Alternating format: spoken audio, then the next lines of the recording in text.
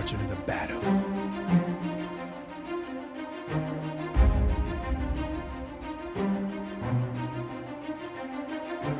Questions up for the day, Matt, are when is volunteering evil? Hahoo! Also, how toxic can Christian YouTube be? Hahoo! And we're also going to tap into one of the cult experts to see how he exposes some Christian churches. Hahoo! So we're going to dig into it, so get ready.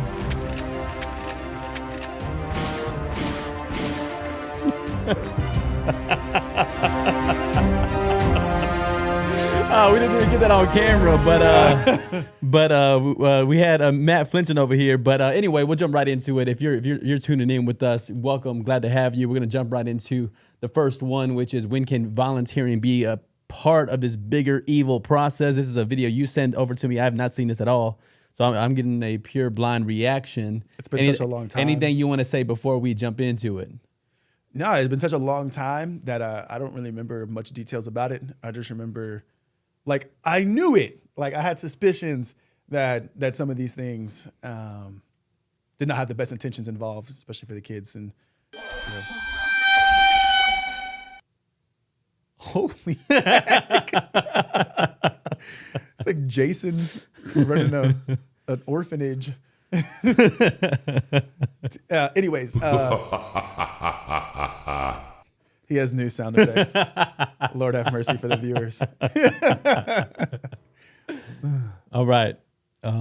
So we're gonna get into it again. Anything else you want to say before we jump into this video? No, it was it'll be a little bit more of a raw reaction from myself as well. So I just remember the gist of it. All right, let's listen to it. If you're tuning in, let us know where you're tuning in from. You're in San Antonio or elsewhere. If you have questions for us or responses, we'll do our best to get to those as we go along. And let us know how the audio sounds from the video that we're playing here as well, as we want to make sure our tech is good to go. But we'll jump right into this first video here. Voluntourism is a multi-billion-dollar industry. It sells wealthier people access to impoverished and struggling communities in exchange for a life-affirming experience. Kids would see vans of volunteers pulling towards them, and they'd quickly rub dirt on their faces so that they'd be more appealing, ironically, to the volunteers and look like they needed more help. Each of us paid thousands of dollars to go on this trip. Of that trip fee, almost none of it went to the orphanage.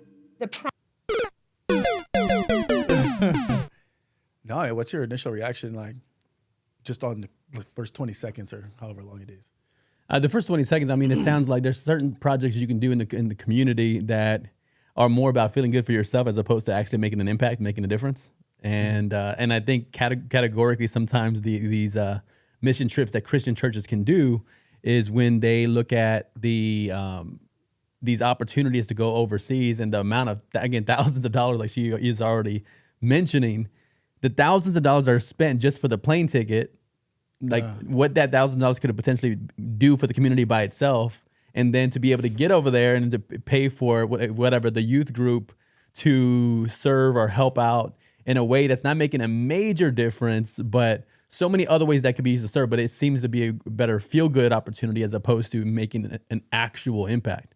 What are your first thoughts? Yeah, I was watching this Jake Tran video, which made me rethink about this video. And it was kind of like a documentary on how these things can be bad overall. I don't want to say too much because the video will do a good job of explaining that. But it's exactly what you said. Like, a lot of the times, just giving them the money would have been better. But then it's like, okay, well, how do you get them the money? Like, it's not like they have the technology, they have the Cash App.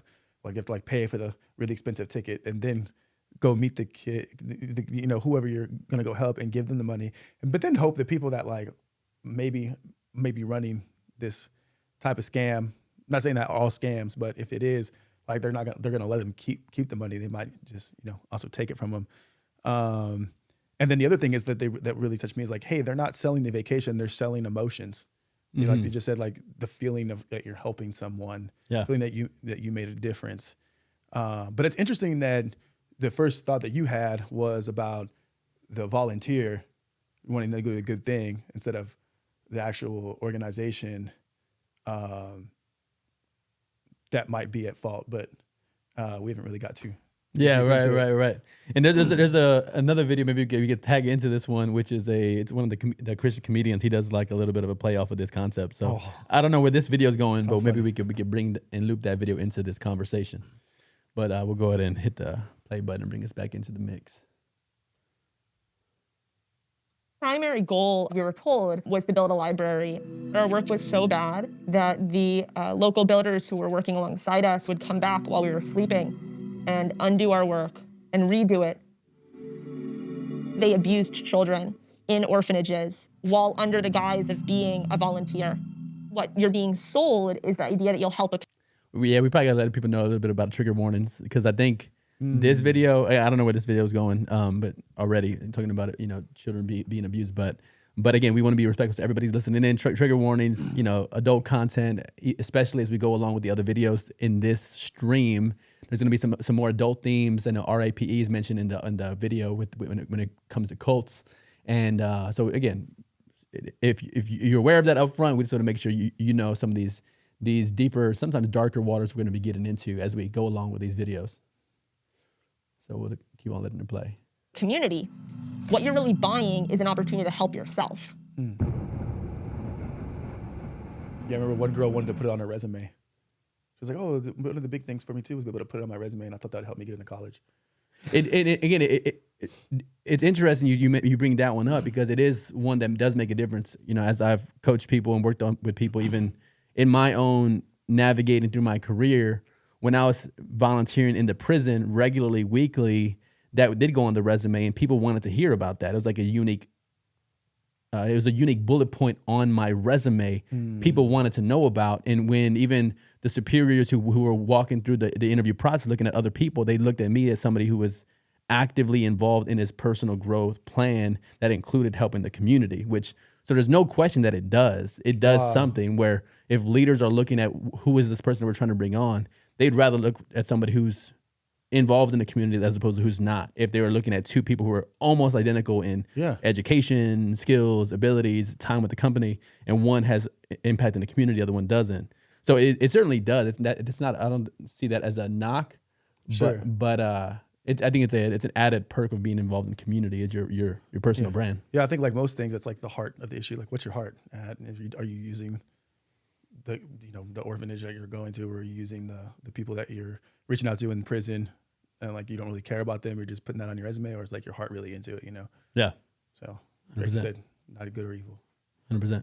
All right, let's keep going. Ooh, I like that fade. I've been involved in volunteerism for over a decade. The language used by volunteerism tends to be along the lines of you can change the world and find yourself all at the same time. I wanted to physically go out to be that change, make a difference, be a global citizen. I definitely was thinking about how it would look when I applied to college and how it would look on my resume. I convinced my parents to pay a couple $1,000s for me to be able to go on this trip to Tanzania. It was about 3 weeks long. For $3,000, we would get to volunteer at an orphanage, teach some English lessons, play with some kids, go on a safari. I was entirely unqualified and unprepared and should not have been allowed to do this. You were going to be working with... So that was another thing I thought was amazing, what she kind of just said right there about, and then what she said in the beginning too, where they were building this library and they did like a terrible job. They kind of Right. And it was like a lot of these voluntations, whatever you want to call them, they don't do background checks, which is crazy. Like even like watch kids at a daycare, you're probably gonna have to go through a background check here, but it literally could have. I guess you could be I don't know if all of them are like that, but what they made it sound like was, from what I'm hearing, is that you could be like a previous offender and you can go volunteer and be around these kids or have whatever kind of background. And then again, like there's no qualifications as far as being able to build anything or knowing how to do any kind of construction, but you're going to go here and you're going to like build this library, like she said, or build a house or something like that. And it's like, sometimes it does more damage than it actually does good, especially if you don't know what you're doing. Sure. Right. And to that point of when we think about the proper way to do that, even in the US, there's a proper license to get so that you can legally perform the duty, so you're properly insured, so you're covered if anything should go wrong. Yet we're hearing about on this example, is sometimes the work can be so shoddy that they need to put the work in to undo the work, which is again to undo the work and redo the work just so that the standard of the quality of the work is up to par, which is crazy.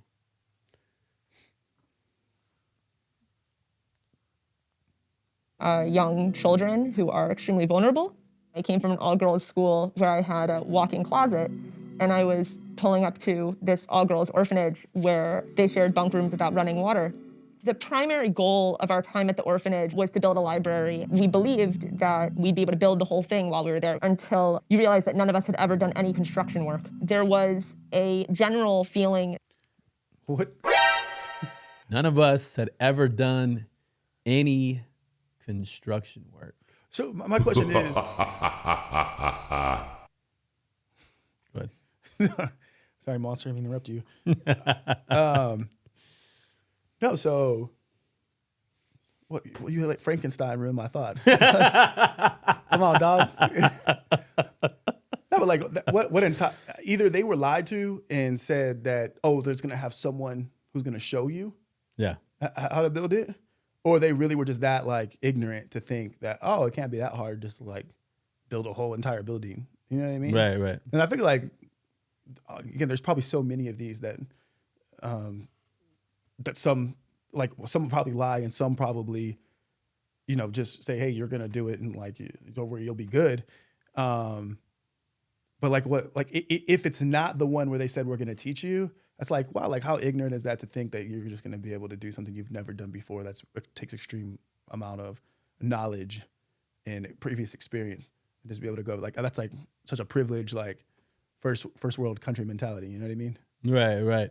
It kind of does go back to that idea of, are you solving the real problem, or are you just making yourself feel good? You know, hey, well, we could tally these number of volunteer hours for our organization, being over there, making an impact, take the pictures, get the souvenirs, give them to the family, and all these things you could do.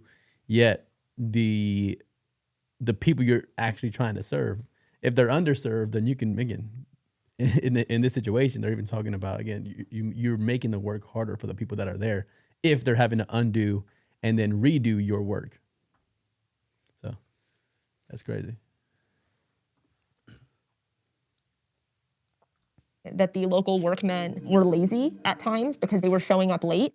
One morning I woke up and decided to go outside. I started walking up where we were building the library, and I saw that there were men working at the construction site. I realized that they were taking apart what we'd done and redoing it, and then they'd let it set, and by the time that we would show up to work in a few more hours, we'd be none the wiser.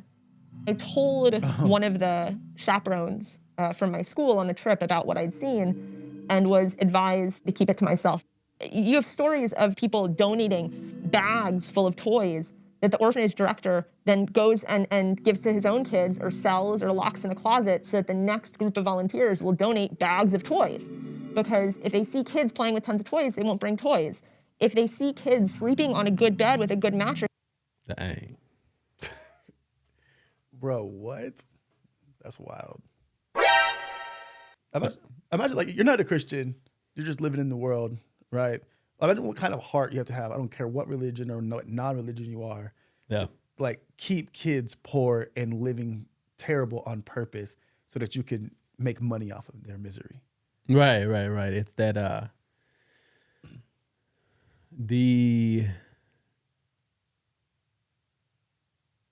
yeah, I mean it's like they're manufacturing a perception of poverty. You know, it's like manufactured. Like so again, like I'm just, in responding to the video of something like this, like the idea of something like this potentially being true, and then responding, and again, just kind of thinking through it. It's like, yeah, like it sounds like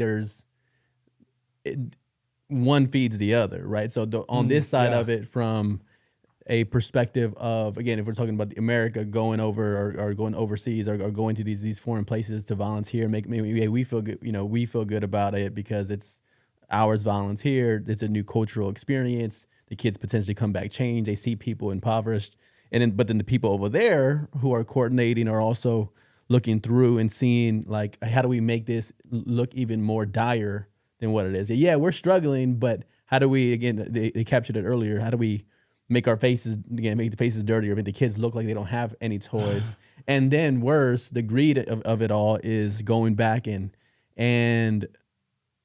taking the toys for themselves. Again, the leader or the overseer of the project, and just so that I guess their family could have more toys and things like that. Yeah, his own family's taking it.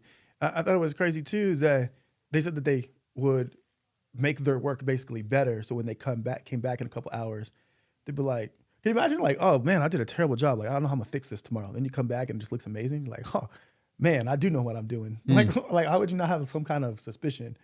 Yeah, Like, right. what? Yeah. No, that's crazy, man. They won't donate money for better beds and better mattresses. We did not eat our meals with the children in the orphanage. We ate separately, which was a rule at that orphanage. It was so we wouldn't know what they were eating. My typical breakfast at the orphanage would include fresh fruit juice, hard-boiled eggs, toast, jams, butter. The children were most often having beans and rice that they cooked themselves. We also would help them sort the pebbles out of the beans. A number of times, the girls were expected to sing for us. The exchange for them having a really good meal was to sing and dance. We were a predominantly white group. When I was in Tanzania, a young woman was questioning her sexuality and was being encouraged by this volunteer to live openly. The reality of this young woman's life was that she lived in a community where doing so would put her at very great physical danger. So does this exist outside of the Christian world as well? This is something that's outside of Christian stuff. Yeah. So of course you have your, I wouldn't say typical, but your Christian churches who, you go and do this type of work. But there's a lot of people that are like agnostic, atheists, or just don't care to believe either way, like get into that at all, who still want to help, these kids that are less fortunate than the country that we grew up in. So some of them have no religious backgrounds at all. It's like, you can go and do this good thing. Yeah. That's crazy. Let's keep it going. Well, I mean, the reason it was talking about living, an openly, again, exploring their sexuality. And I guess they're talking about the danger in that country. So all those third world countries, man, you can't talk about being any type of alphabet. And so this volunteer was so focused on her own moral compass and moral values that she couldn't quite see how the advice she was giving this young woman could potentially kill her.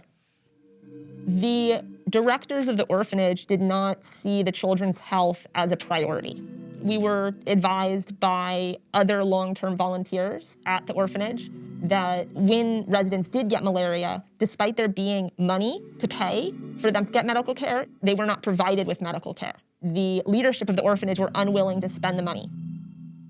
80% of children who live at orphanages have not lost one or both parents.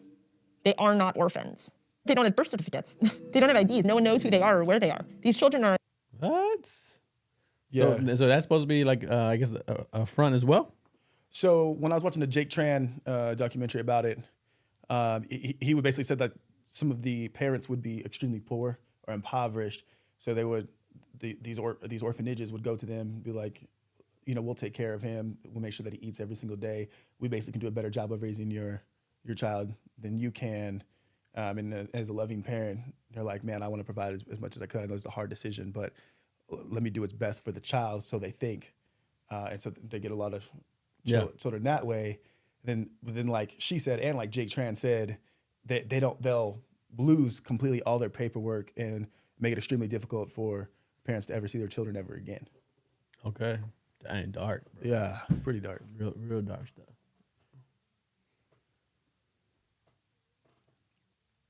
Anonymous. The thing that really haunts me is the connection between orphanages and child sex trafficking. There are Brits, there are Americans, there are Australians who've been arrested, and that's just the tip of the iceberg for exploiting children and abusing them sexually and physically while making money from people like me who wanted to do good. They abused children in orphanages while under the guise of being a volunteer. Volunteerism is continuing to grow as an industry. During the pandemic, the trip providers who are the most successful were actively marketing trips to Tanzania as an opportunity to escape COVID and pretend like it didn't exist. You can say that you are giving 100% of fees back to a community without doing that. You can say those things because no one's checking up on you. No one's verifying that this is happening. The reason why it continues to increase is that many of the experiences that are similar to what I had as a volunteer of having children running towards me and wanting to sit on my lap and wanting me to carry them are still so emotionally compelling. They're still so alluring. It feels so good that it's really easy for someone to apply exceptionalism.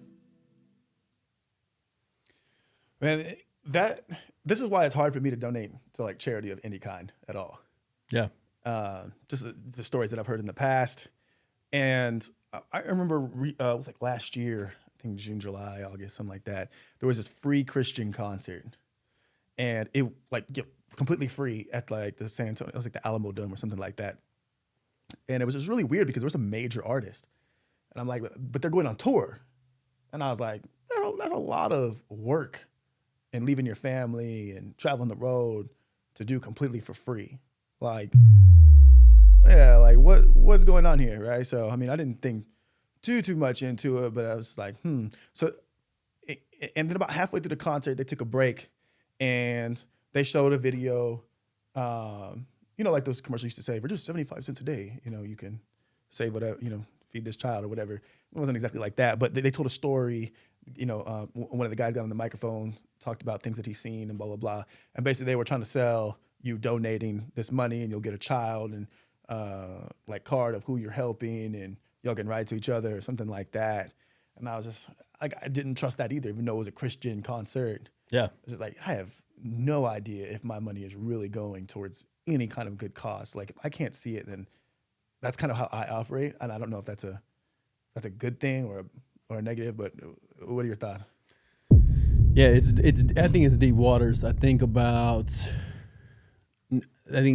whenever something like negative like this is publicized, I mean, that video itself had 4.3 million views, 91,000 people liked it, and then you had another 6,000 comments. So there's a number of people who are exposed to something like this. So one thought process I go through is asking, like, what is the forces of darkness? What are they trying to use this for? Like, again, what's their purpose in their pursuit? If they're successful and effective in using, again, a piece of media like this, and let's say that there's truth to it, because clearly it's not noble, but let's say there's truth to it, then I could totally see that force of darkness wants to put that temptation and doubt within people to question if you should give it all to any organization. Should you volunteer at all? Is it somehow, some way going to be used for corrupt means? And that's where I'm thinking through. It's so as a Christian, there's an element where I go, what I'm doing as though it's Jesus, and I'm like kind of living in this world, but I'm living for the next world too. I'm thinking, I'm serving for Jesus now. What I do to serve may, again, you can't always know, again, if somebody's taking advantage of somebody if you're showing up to serve, but there's an element that I do take some solace and comfort knowing that the service I do, the work that I do, there's a Jesus model in it. But I was trying to think, if Jesus wasn't in the mix, he wasn't in the formula, like, I don't know how people without Jesus or without that God perspective, like, process giving in the community, adopting, and are making an impact without that divine perspective. So you're saying without Christianity, do you think you don't understand how people are like kind, loving, want to help others? Well, okay, so what I'm saying is, from a God perspective, we go. It's like the example of giving. I know this is the one that you've spoke to in the past about somebody that is hungry and they put their sign up on the side of the street. Are they hungry or are they not? You know what I'm saying? Like, you go through the whole thing. Are they manipulating the system? Or am I enabling them? Or, kind of what category does this fall into? That's a great point. But so if I'm, again, with Jesus in mind, with God in mind, I'm going, hey, well, this is a child of God. This is a person of value because God gives them value. They're made in God's image. So I'm going to serve them or offer something to them because of that reason. But if I don't have that reason and I see a video like this and I'm going, so many people manipulate the system to take advantage of generous giving people, then what's that secondary motivation or the tertiary motivation for somebody who doesn't have that? Well, God knows what I'm giving it to. If they're like, hey, God's not in the picture, doesn't it kind of end? So you're saying that if you weren't a Christian, you didn't have God to trust on, you really wouldn't want to donate to anything because you would be suspicious everything is a scam. If that suspicion is getting the better of me, I'm like, I can't risk it. I have to almost prove this person is truly in poverty. I have to know. It's almost like, well, like, you know what I'm saying? Like, it's not just, they can't be tricking me. I have to know for sure if they're in poverty. And if they are, then I can feel good about what I'm doing. But what I'm saying is, as a Christian, I could do something good. Even if it's not, I can trust in going, well, I'm treating people with value that God wants me to treat with value, even if they're manipulating. Yeah. I don't know. And so I can't answer someone who's like not a Christian in that sense. But I think at that point, it's just like, well, I hope this goes to the right thing. Like, I have a good feeling about it. Hopefully it works, just out of the kindness, generosity of the heart. Or it could just be like pure ignorance. To like, oh, these things don't happen. Like, nobody has a heart. Like, because your heart's not like that. Right. You don't think in other people's shoes. Yeah. So I think it's probably easily one of those two. Do we have any comments? No. Okay. Our fours of listeners. But if y'all listen and you want to make a comment, be sure to let us know your perspective on something like this. And maybe the question to put into the mix is, when you see something dark like this in media, how do you stay motivated to give, to serve, to volunteer, even when something is problematic like this in the media? And I think that's a good point that I thought you were making. But my thoughts like that, like, oh, I don't want to give to like charity, even at a Christian place, because I have no idea if it's real or not, blah, blah, blah. I like every now and then, sometimes I do give money to homeless people on the side of the road. I try to give food mainly, but if it's in my spirit, I'll give it. And that was very, very unlike me. And now it's just at a point, it's like, man, I'm just gonna have to trust God on this one. Yeah. That it's not gonna go to, bad things that may or may have not gotten them there in the first place. But yeah, I think trusting God is a huge one in that when you make a leap of faith to try to help somebody without no knowledge of the background of if it's actually going to go to that person, is like, man, I just kind of trying to follow the scriptures. Like, I can't actually go to Tanzania. I can't actually, take this person who's living on the street into my house and give them the advice and grow back into a place where they're a functioning member of society. Like, I don't have the time or the resources for that. But let me try to just have faith and see if this will make a difference, and just trust God is going to go where it needs to. Yeah. So I feel like that's a change that I could probably make in my thinking. So. Yeah. I feel that. Thanks for the non-rebuke rebuke. Let me pull up this John Christ one, which I think is a play off of this whole concept. I thought it interesting while you're looking for that. The girl was trying to like, no, you should get open about your sexuality and you just tell everyone, or like, be accepted of who you are. It's like with like no background of knowledge that like countries are not all the same. Like it almost reminds me of those people who have no idea geographically where things are. Are you ready? Okay, I'll shut up. No, I'm sorry. Go finish. Nah, I'm good. Finish. You're talking about the woman who is. Yeah, but that's absolutely like amazing. Like the ignorance. Like you have no idea how anything works politically outside of your own country. Right. Like some of these people, I feel like go to school, they're getting good grades. It's like you just get in the grade, or you like actually paying attention and want to understand like how the world works. Like yeah. So that was interesting. Like you literally could have gave advice that got her killed. It's got to be a little more mindful of. Yeah, I know, for real. That's crazy, bro. All right. John Chris. Welcome in. Let me put it on that. What is this? That play speed at 1.25 right quick. There we go. Going, Bill?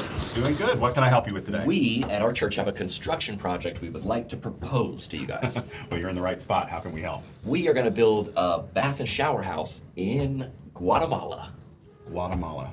You are just warming my heart. I mean, most of these projects that come in my door, it's just about making money, and you're trying to get back to a community. Thank you. And with unemployment the way it is down there, hiring these workers, this is really going to give them an economic boost. Listen, we're going to actually supply our own crew.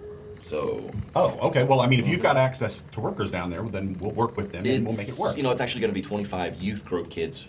Wow, that's impressive. I mean, they must be highly skilled. Have they had construction experience? I know these kids are going to be wearing Teva sandals, so I'm going to assume that no. Okay, well, are they at least hard workers? Youth group kids in 2022, these children are literally more entitled than Karens at Applebee's when the appetizers haven't come in time. So, let's just Okay, put it I that see what way. we're working with. Right? I mean, they're already there. They are willing to work, and we'll just train them. Yeah, they're actually here. The kids are here. We're going to fly to Guatemala to do the. We're going to bring them from here. I don't understand. Like, if we want to save money and put it into the project, why are we spending money on flying kids down You there? know what? That Let's doesn't- not get into these details. Are we? Okay, sure. So who's going to be the lead on this construction project? Don't You know tell what? me it's you. I know how to use. I know how to Give me use this back. Let's not use that. It's gonna be me. I'm gonna be the lead. Okay, have you even been to college? Bill, I'm a youth pastor. No. Fair point. No. Okay. Maybe some youth the pastors are exchange salty rate. from that one. Gotta be a deal. Supplies. Right? I mean, supplies should be more than $1,000. But then $1,000. we've got all the kids you want to fly, and Yep. that's going to be per ticket.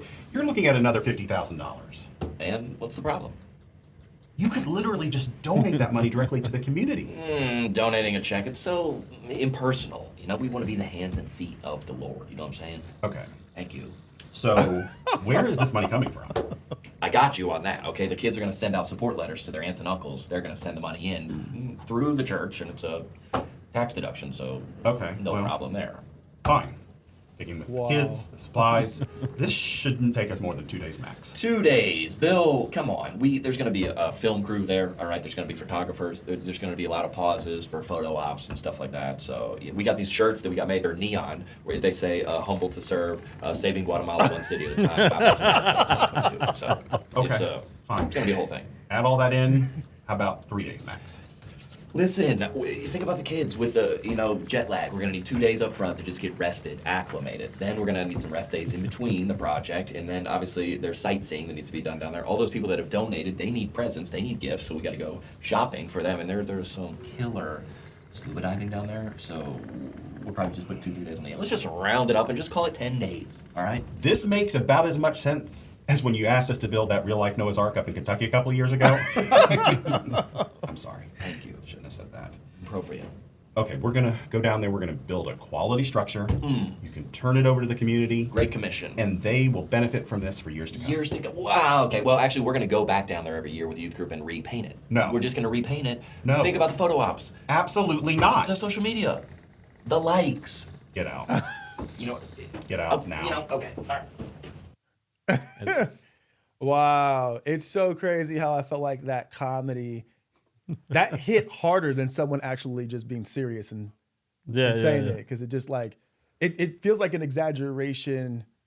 Like they're exaggerating the comedic part of it, but they're not really exaggerating what actually happens. Yeah. This is what actually people do. Yeah. Oh, that was. We got Nas in here. Hold on. But yeah, that's crazy how, like, literally no exaggeration on the actual details. It's just the comedic acting. Yeah. That and it just I don't know. I feel like that hit harder than if someone just explains to you regularly. Like that's crazy. Yeah, man. No, what's funny is the first video we started playing is like a darker tone, like kind of like, thank hey, you. like. Yeah, lift that back up. We got a lot of dark stuff to talk about today. But I think seeing it, which is funny, which was when I started playing the video, I was like, oh, this is kind of like that comedy skit I saw a year ago from John Chris, who's making fun of the whole thing. Which I think that came after I talked to a friend of mine, and he was sharing about how, like, historically, there's times where you can think, I forget the example he was sharing with me. It's something to the effect where there was groups of people who were donating sums of goods to overseas communities, and you think that's all good. It's like, oh, you're giving food and drink and supplies to these communities, but then you would have like raiders come in and then raid the community, steal the stuff while inflicting harm to steal the stuff. So then the people who are providing, think, oh man, we saved the day. You know what I'm saying? Like we did something good, but then you could in a kind of twisted way, you could be making a bad situation worse for the people, because all of a sudden, then maybe the men of the community want to defend their supplies, their goods, their food that they have or whatever, and now Someone's father dies. right, and then it's like, oh man, I thought we were helping, but then if you stay and you understand the whole impact, and sometimes the things you do to try to help can be making a bad situation worse. Man, I feel like you really need, if you really want to make a difference, you got to do some research. Like you really need to understand, especially if it's not in your own country. There's so many things that are so different. Yeah. Yep. Any follow up on that topic? Any other thoughts on that one? Nah, just really seek to understand. You know, check your heart. What are you really going after? Is it that feeling that they're selling you, that they talk about in these videos, or are you really trying to help and really make a difference? And really do some research on the backgrounds of whatever place you're going to, or the country, more importantly, and how they operate, their customs, their cultures, and how you can be of assistance in their culture, not in ours, and trying to make them fit into something they have no idea about. So yeah, strong. That was loud. I didn't expect that. Oh my gosh. I might need to adjust the sound levels on them, but no one's safe in this house. Back in the hood. So, no, I think that's valid. It's valid to, again, do your research, to be aware, to consider the possibilities. I think about,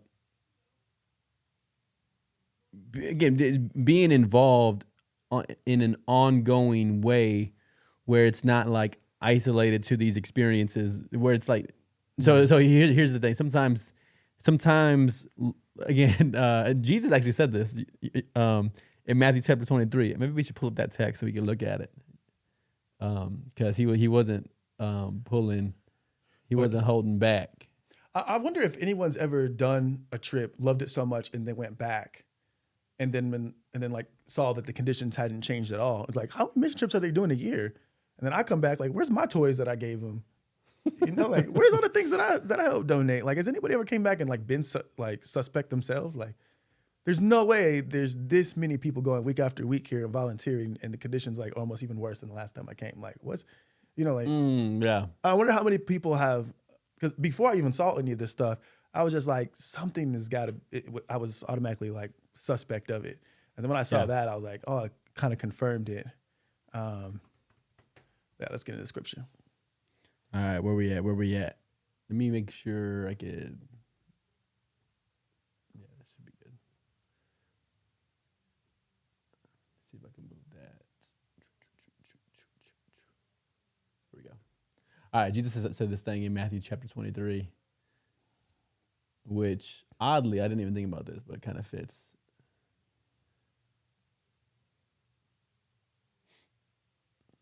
Okay, so check this out, verse 15. Matthew 23. It says, woe to you, teachers of the law and Pharisees, you hypocrites. You travel over land and sea to win a single convert.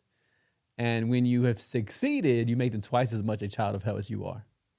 So, like, again, I think it's a fascinating concept, because we can make this overseas missionary work like so like appealing, attractive, sexy. Oh, that's a sexy kind of way to serve. Like, go overseas and do something like, it's a really funny adjective for Christian. Let's go do the Christian sexy volunteerism.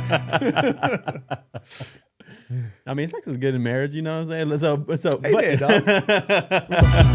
Yeah, hold on. I ain't married though, so hit the, where's the or that one. Yeah, I don't want to die because of that. Jeez, Derek. All right. So anyway, we can make it really appealing to be like, all right, I want to go on this mission trip overseas, but like, you helping out your neighbor? Are you serving in your community? Are you showing up in your city? Are you right there involved where you should be showing up? Are you studying the word on your own? Are you reading the Bible on your own? Are you serving your neighbor next door? Are you selfless and are you showing up to quickly listen? That's going crazy. I was about to go in, dog. I love that. All right, y'all. So second topic we're digging into is Christian. But that's the last. Go Sorry, ahead, this is go the ahead. last thing. That's a beautiful point. You're spending all this money to go overseas, go all these crazy places, and doing all this, get on an airplane and doing all this stuff. You could just go downtown. Yeah. Like you just open up your door and walk out. You know, like, Right, right. You open in your own community for like $5. You know, like or no money at all, just your service. Like that's a really really great point. Like before you want to feel really good about yourself traveling overseas, like man, go help the people in your own neighborhood first. You know, own city. So love that. Anyways, we'll stop being a dead horse. There was this somebody had a quote saying that Jesus never delineated between like foreign missions and local missions. It's like it's all this mission. So like stop making it seem like oh this one's so good, so much better than that. So anyway, Biscuit is officially dead. there we go. Biscuit's All a right. horse name. So. All right, so here's the question: is if we type in any pastor, pastor or any influencer, are they gonna be exposed videos of like talking about how like they ain't good enough, they ain't measuring up? So in reference, he's talking about Christian YouTube Christian being YouTube. toxic. Being toxic. So like you could basically put any pastor you can think of, and people will say that he's a Pharisee or he's a heretic. Is that word? Yeah. Or just a false teacher, false doctrine. And it's just wild how toxic Christian YouTube can be when Christianity in general should be more about love, positivity, like those type of things. So let's accept this challenge and go for it, Derek. Who's first one? Let's All right, so you know who Alan Parr is? A Christian YouTuber? No.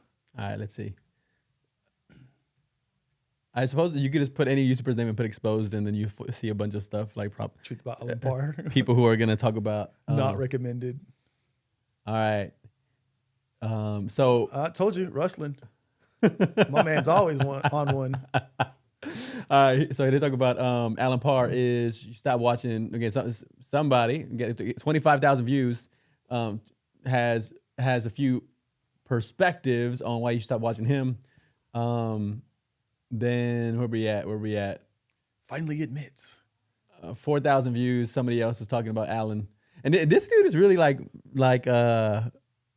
Pretty wholesome dude. wholesome. He's a wholesome. Yeah? He's a wholesome. Like again, like he's well thought out. He's not doing what we're doing now. It's more like the freestyle type where you could easily mess something up and say something wrong, but very wholesome. I think that's a great word for you to describe. All right. So anyway, as you can see, there's people talking about him. Because he's so nice, he's of the devil. See, like somebody talking about he's a heretic. So he had a video come out recently, which was actually about some discipleship stuff, and maybe we can look at. Was it just like this doctrine? They don't agree with this doctrine or something? Well, we kind of talked about. So the idea of his doctrine, he kind of like aligns with like where modern day like Christianity is today. Hey, believe you're saved, and he even believes in like I think once saved always saved. Like so he follows the same belief that most of these people are saying right bad stuff about it. But again, I can't keep up with all of the people who are saying. Again, they talk about heresy hunters or discernment ministries. Put in Ed Newton. That's your pastor? Yeah, CBC. Ed Newton. ED and then Newton. Yeah, Newton. Let me see a pastor in there. And then what are you gonna put afterwards? Like false or what are you putting? Exposed. I don't know. Exposed. All right, let's see. Inappropriate. So this isn't even like him. Admitted to inappropriate. What? But this is him responding to the situation, right? So like, you can't even see it. Maybe I could minimize us, but so yeah, again, relatively not a whole lot of. Oh wait, somebody called him. No, that's Ed Young. Somebody else. Other Ed's not. See, maybe Ed Newton is either again he's on it. He's not. He's not exposed. He's not exposable. Or CBC 1145, or his media team has effectively navigated all of this stuff. He pays you too. Well done. At New Liberty University, okay, doing his thing over there in the convocation. All right, but I think more specifically, if you're showing up on Christian YouTube, there's been stuff, even like with Ruslan. Let's see. Oh, people say Ruslan is He has his own series about like he's exposing himself, so he kind of just trying to get that, like get the Big rabbit? the what's it called? Right. for 8 Mile.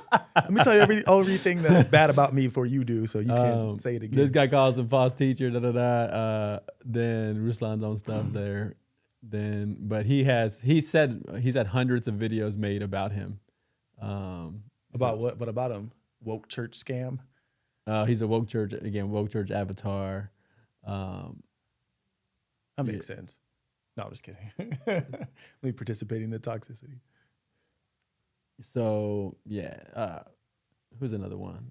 Okay, that's like the other guys in the charismatic side. TD Jakes. 99.99 Alexander Pagano. There's so many guys you could put in. Mike Todd. So yeah, this brother like Huh? he might have thousands. People don't like him that much. Yeah, bro. I only have one problem with him.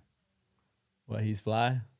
Yeah, that's a little too worldly with the clothing. Okay, so Alan That's about Parr, it. Alan Parr, who was talking about it, was even his category for Mike Todd was he's now not recommended. Not a false teacher, not a brother, but Alan Parr's wholesome critique on Mike Todd was he's just not recommended. All right, so Michael Todd exposed. Michael Todd is lost. Oh my gosh. Proves false teacher. Is he like Andrew Tate? What? Absurd sermon. What? How do you compare Mike Todd and Andrew Tate? Jesus didn't reach his potential. So anyway, void Mike. So anyway, so you see this perspective on Christian YouTube. So Matt, you're up next, bro. So be careful. What do you mean? I don't teach. You'll count this as potential something you could get exposed for? Because I said Mike Todd is not like Andrew Tate. Lord have mercy. One of these 4 viewers that we have is going to make a video about us. I do not recommend the Christian take. No, but another thing, I was telling Derek, who's David? Warning. That was the wrong one, but that'll work. So, because you're right next to this, real quick, I had your volume up a little bit louder. My bad. Maybe that's why you were shocked earlier. Okay, real quick. If you want to press on the buttons, I made it so uplifting stuff is over here, the top on the blue or top of the green, and like warning stuff is on the bottom, and then somewhere in the middle is the middle. I like that. All right. So if you ever want to reach over and like press a button for something good, you go on the top or on the bottom, whether it's green or blue.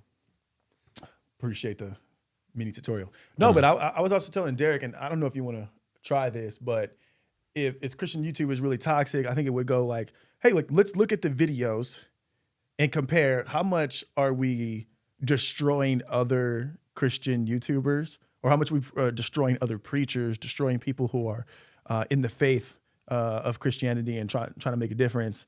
Whether you 100% agree with their teaching or not, whether like me, like I think all the way Mike Todd dresses and conducts himself on stage is like wearing a lot of worldly clothes, wearing a lot of worldly jewelry, which doesn't have anything to do with Christ at all. But like, I'm not going to completely count out his message, especially when he has so many powerful things that I believe that he says. But if your whole YouTube is just exposing like fake Christians, in your opinion, like what are you really doing? Like the most important thing to God was like love him with all your heart. Like, where's your videos on talking about like loving God, trusting in him, his teachings. And then the other one was like love your neighbor. Yeah. And you're busy just spending the majority of your YouTube videos destroying other people because you know it's going to get views. Right. So to that point, Alan Parr made a video saying these are the Christian YouTube these are the Christian YouTube channels to unsubscribe from. And he just made the point that you made, which was if the majority of your videos are just like heresy hunting and talking about how these are false teachers over here, false teaching over there, this sermon didn't add up, he said unsubscribe from them. And then Alan Parr's justification was because nowhere in the Bible, again, this is an argument from negation, which is always sometimes problematic logic. but nowhere in the Bible did anybody have a full ministry devoted just to heresy hunting or just to finding that. But the rebuttal to that was somebody came back. One of the guys who does a lot of call out channels, his name's Colin, and he's like, oh well, in the Bible they didn't have music ministries though. Like they didn't have a full thing just devoted to music ministry. And Christianity is, for the most part, we're good with music ministry. Like nobody has a problem with music ministry. Everybody's good with that. That one, there was no examples of the Bible that you have in a music ministry. Again, in the New Testament specifically. So anyway, there's some of that where, to the point you just made, is what Alan made the point, but then he was refuted saying like, So that he could keep being a heresy hunter. right. Nice justification, bro. No, another thought. Oh, but Mike Todd did have a video saying that when you make a YouTube about him, it doesn't help him. But so that's one of the, he said, it's not help. It doesn't help me when you make a YouTube video about me. What do you mean? Wait, what do you mean? So Mike Todd is saying if I make a bad video about him, it doesn't help him? Correct. What's his point? Did he think that all press is good press? Hey, just let you know that doesn't work with me. Like, I don't like bad press. Right. I think it was, for anybody who does a video, I think some justification is, this is a form of love. This rebuke is a form of love. So there's a proverb that says, better is open rebuke than hidden love. Hey, it's not going to be hidden. It's going to be open. I'm going to openly rebuke you to help you. But, so he likes the negative videos? So he said, no, it doesn't help. He's saying it doesn't help. So he's going against the scriptures. But he also went into this other concept, which was like, he's like, you don't pray for me, but because he couldn't know that. He couldn't know if they're praying for him or not, as well as, calling out some of the. So that sounds kind of soft, the way that he's talking. Again, this comes from a Mike Todd fan, but like it seems like those videos affect him in a negative way if he's talking about it like that. I mean, some of the stuff that kind of is interesting, which is like when we place some of this stuff back in the first century times, it's what I often do because that's when some of these things were being written, when the Bible was being written, and we have some of these perspectives. So, like, I think we all agree that the social media era has emboldened people, made certain people courageous who would never be courageous in real life, which facts. So now people who would never confront somebody in real life, who would never have that kind of courage, but they have some kind of courage in front of a camera. So would that? I think we need to come up with videos to adjust to the. I like this. No, keep going. This is getting me hype. I don't know what I'm hyped for, but I'm ready to confront somebody. Hey, you can't park here. It's not even my house. But this is the whole thing. The whole thing is. You've emboldened certain people who would never be bold in real life. You've encouraged people. You put courage inside of somebody who would never have courage in real life. And then you circle back into this world we live in. So what I would ask anybody who's making a call out video is like, in first century times, how would you live this passage out? How would you how would you call out this false preacher? Would you show up to the parking lot? Like in nowadays time, like would you ever show up in would you oppose this person so bad you show up in the parking lot of their churches to oppose them? And I think a lot of people who make a YouTube video would never do that in real life. Or you just go up on stage right when he's about to get on, so that you have the whole crowd there. Which there are some videos of people getting like security taking them out. Like there's the dude who was like speaking in Joel Osteen's church and from the crowd, and then the security came and got him and took him out or whatever. So it does. People do try it. So like somebody like that, like, I would look at somebody like that and go, well, at least you're consistent, bro. Like you're consistent. Like you hate them all. You show up online with hate, but you actually showed up. Hey, that's the person I say, hey, I like respect. You know what I'm saying? Yeah. Respect the guy who just ruined the church service for everyone. Yeah, I could understand that completely. I wasn't the one. There we go. No, which one? Just kidding. No, I do understand what you're saying, though. You're like, at least you had the fortitude and the courage to like put your money where your mouth is. It's easy to make a video and like, I didn't like that take. All right, let me re-record or let me edit it. But when you're in real life, there's no editing. Like you're gonna have to speak straight from the heart. And whether you're nervous or however you feel, like your point's gonna have to be made right then and there. And people only have a limited amount of time, so it's not like you can have a lot of time to rethink your thoughts and put it out the way that you want to. You got to make your impact right then and there, and that's much harder to do than somewhere where you could just re-record and again edit things. So yeah, for sure that takes a lot of.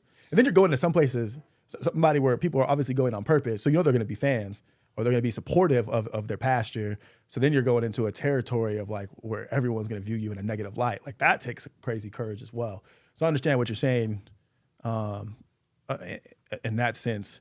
Another thing I thought about was, let's just say if someone's not being a heresy hunter, which is such a cool term. I don't know if that's a term you made up. I did not. I found out somebody else made it up. Okay, yeah. Well, that's totally cool. Like when you're playing that intro music, I felt like a heresy hunter. Oh, yeah. Derek gets me hyped, bro. I don't know what we're getting hyped for, but he's really good at it. We got a few like comments. Fat Man Scoop of Christianity. Jay Moreno has commented. We'll put her comments on the screen. He says, if the internet didn't exist, they would not be bold enough. However, the internet hypes them. I know that's right. Let's get another one. Her other one. It's so with the internet hyping them that they gain the courage. They make these bold moves. It's real. It gives them a little bit of courage they didn't have before. So even if they didn't put heresy hunter style of videos, I've still had to personally unsubscribe from Christian YouTubers because if they weren't doing that, then they were just speaking on pop culture, but it was always negative. Here's why they're wrong. Here's why they're in sin. Here's why Kanye West, whatever. Like it's always something negative. And it's like, man, like Philippians 4, again, like focus on things that are beautiful, things that are lovely, things that are beneficial for you. And it's like, man, like where again is you teaching me about God or teaching me his ways or, to have faith, trust in him, positive things are going to be uplifting. And it's like, man, like that's crazy if I'm going to more worldly people because they're giving me a more positive and teaching me a perspective about life, like Patrick Bet-David, for example, and versus an actual Christian YouTuber. It's like, man, I just feel negative every time I leave your channel. Like, that makes no sense either. Thank you for blessing me with the Nas. About to go in. All right, so check it out, y'all. So on the point that Matt just made, we're going to look at that passage right quick because, he's quoting these verses over here, so you might as well get in the mix. Is it this one? Finally, brothers and sisters, whatever is true, whatever is noble, whatever is right, whatever is pure, whatever is lovely, whatever is admirable. All right, let me stop. I got to burn that one out. All right, we got a comment. Carlos Ruiz said, "What are y'all talking about, bro?" He just joined. Just came on, watched me got hyped. Oh yeah. So to give you a brief overview, Carlos, we're about to get into the cult expert perspective, but we just finished talking about how Christian YouTube could be super toxic and so anyway, if you're making Christian content, which we are, it's part of that it's part of the cost you count to figure out. Yeah, eventually, if you're posting enough and if you're reaching enough people, then somebody out there is going to make some video about you talking about your belief isn't sound enough or isn't sharp enough. And Ruslan's perspective about all this is that eventually they eat each other as far as like nobody could ever be sound enough. Nobody ever could be in line enough with Christian doctrine. So anyway, Carlos, that's what we're talking about right now. We're about to get into cult expert. What you got, bro? One last thought. To me, that reminds me of the conversation that me and you had that I told you Mark Forrester told me about, which is being able to work with other churches that don't have your same belief. Like you said, there's a corner in San Antonio where it has like a Methodist church, Baptist, and I'm just paraphrasing and just making it up, and maybe a Catholic church, I don't know. So all three of them are within the same vicinity, and obviously all three of them have extremely different beliefs within Christianity, but all of them work together to serve the poor. They find projects to serve the community, and they work together for the greater good of doing what Jesus commands us to do, which is to love your neighbor, and everything that you do for others is like you're doing for Jesus. So it's like, why don't we work together? And instead of like tearing each other down, even though we might not have the same belief. And a lot of these beliefs are like really minor. They're not like, oh, Jesus didn't die for your sins. Like they're not extreme differences in your beliefs, then a lot of women come on each other's channel and uplift each other up to bring more viewers to each other, like they do in the world. You know, Yeah. we're Christians, like trying to spread the message of Christ. Why wouldn't we work together instead of just trying to tear each other down for clout? Like, this is a worldly thing to do, in my opinion. Real stuff. All right, let's get into our last topic.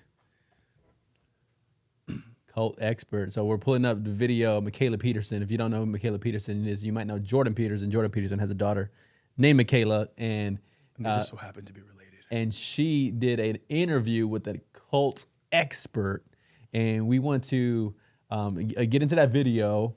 I will say from the jump is that when I first became a Christian, when I first decided to follow Jesus and take my faith seriously, I joined I was baptized in the church, and my mom had that worry and fear that I had joined a cult because of the radical change, again, going to church on Sundays and then Wednesdays, and then maybe having a teen devotional on Saturdays.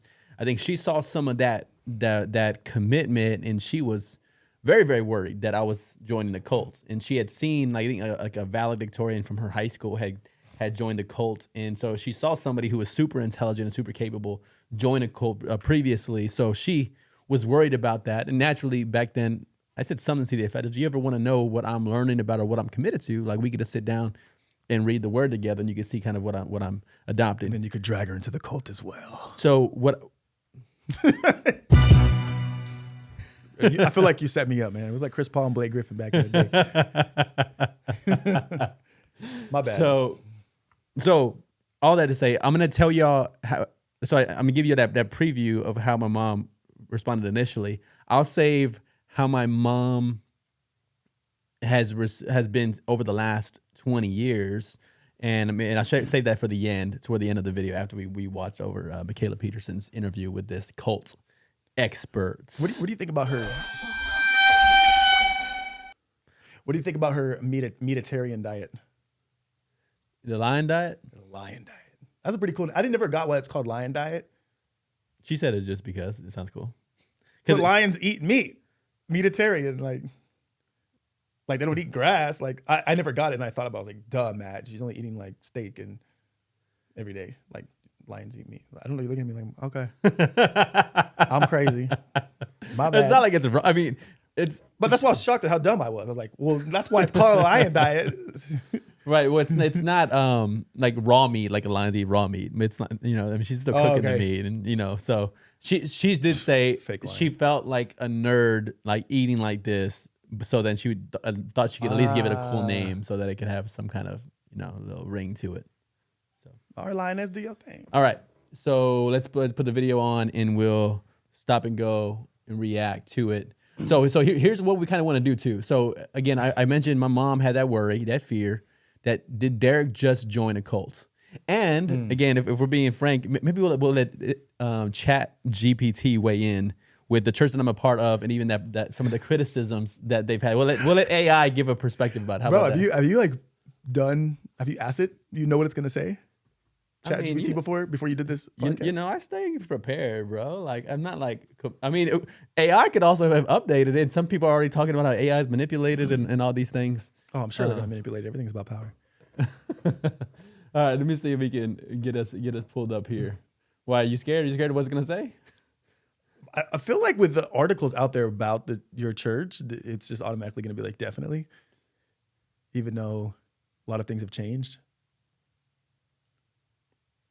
All right. One thing is it gonna be online? I know. It's been out a lot. There it goes. Just had to click the try button. You got to sign up? Yeah, I'm gonna log in. Well, you already have a little Chat GPT account? Yeah, man. Why don't you? Because I could just Google it instead of asking the bot. I don't know. Isn't it just ultra Googling it? It's like Google Plus. So I work at a recruiting firm, and one of my coworkers behind me, like we were all new. He's been there for a couple of years, and we're always like, "Hey, how'd you do that?" And connected, and he's like, "Oh, I have the Connected Plus version. Like, you get it once you get to a certain amount, and then I think he fooled us all for a couple of months. That he really had a version of our recruiting program that we all didn't have. We all had the same one. So Google Plus. Chat GPT is telling us about something else. Hold on real quick. What'd you put in there? Is Tell ICOC a church? me about International Church of Christ. Why don't you just straight up ask if it's a cult? Okay, you ready? I'm gonna read this. All right, we'll put it on so they can read it too. Okay. It's a church that I'm a part of. I'm affiliated with. All right, so can y'all see that? Oh, yeah, I can't see some of it. Let me switch this over. Okay, I'm gonna make our screen smaller real quick. Actually, Matt, hold it down real quick. Tell us another story. Another story that you looked at me like that was the worst story I ever told. Tell us a much better one. No, I'm just kidding. No pressure. All right, let me maneuver over here. And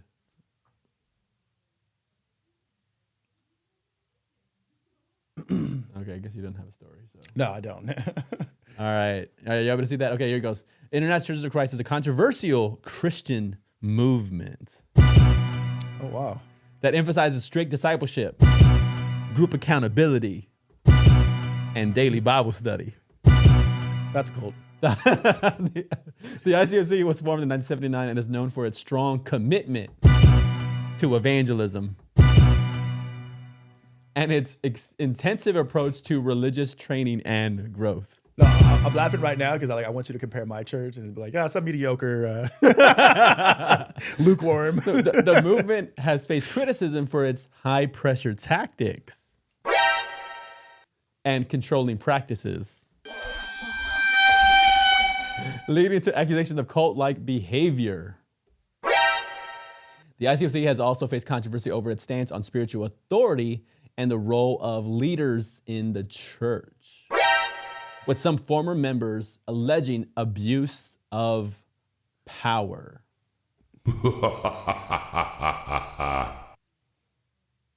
Despite these controversies, the ICOC continues to have a significant following with churches and members around the world. The cult lives on, baby. All right, no, but I'm going to ask it. About CBC?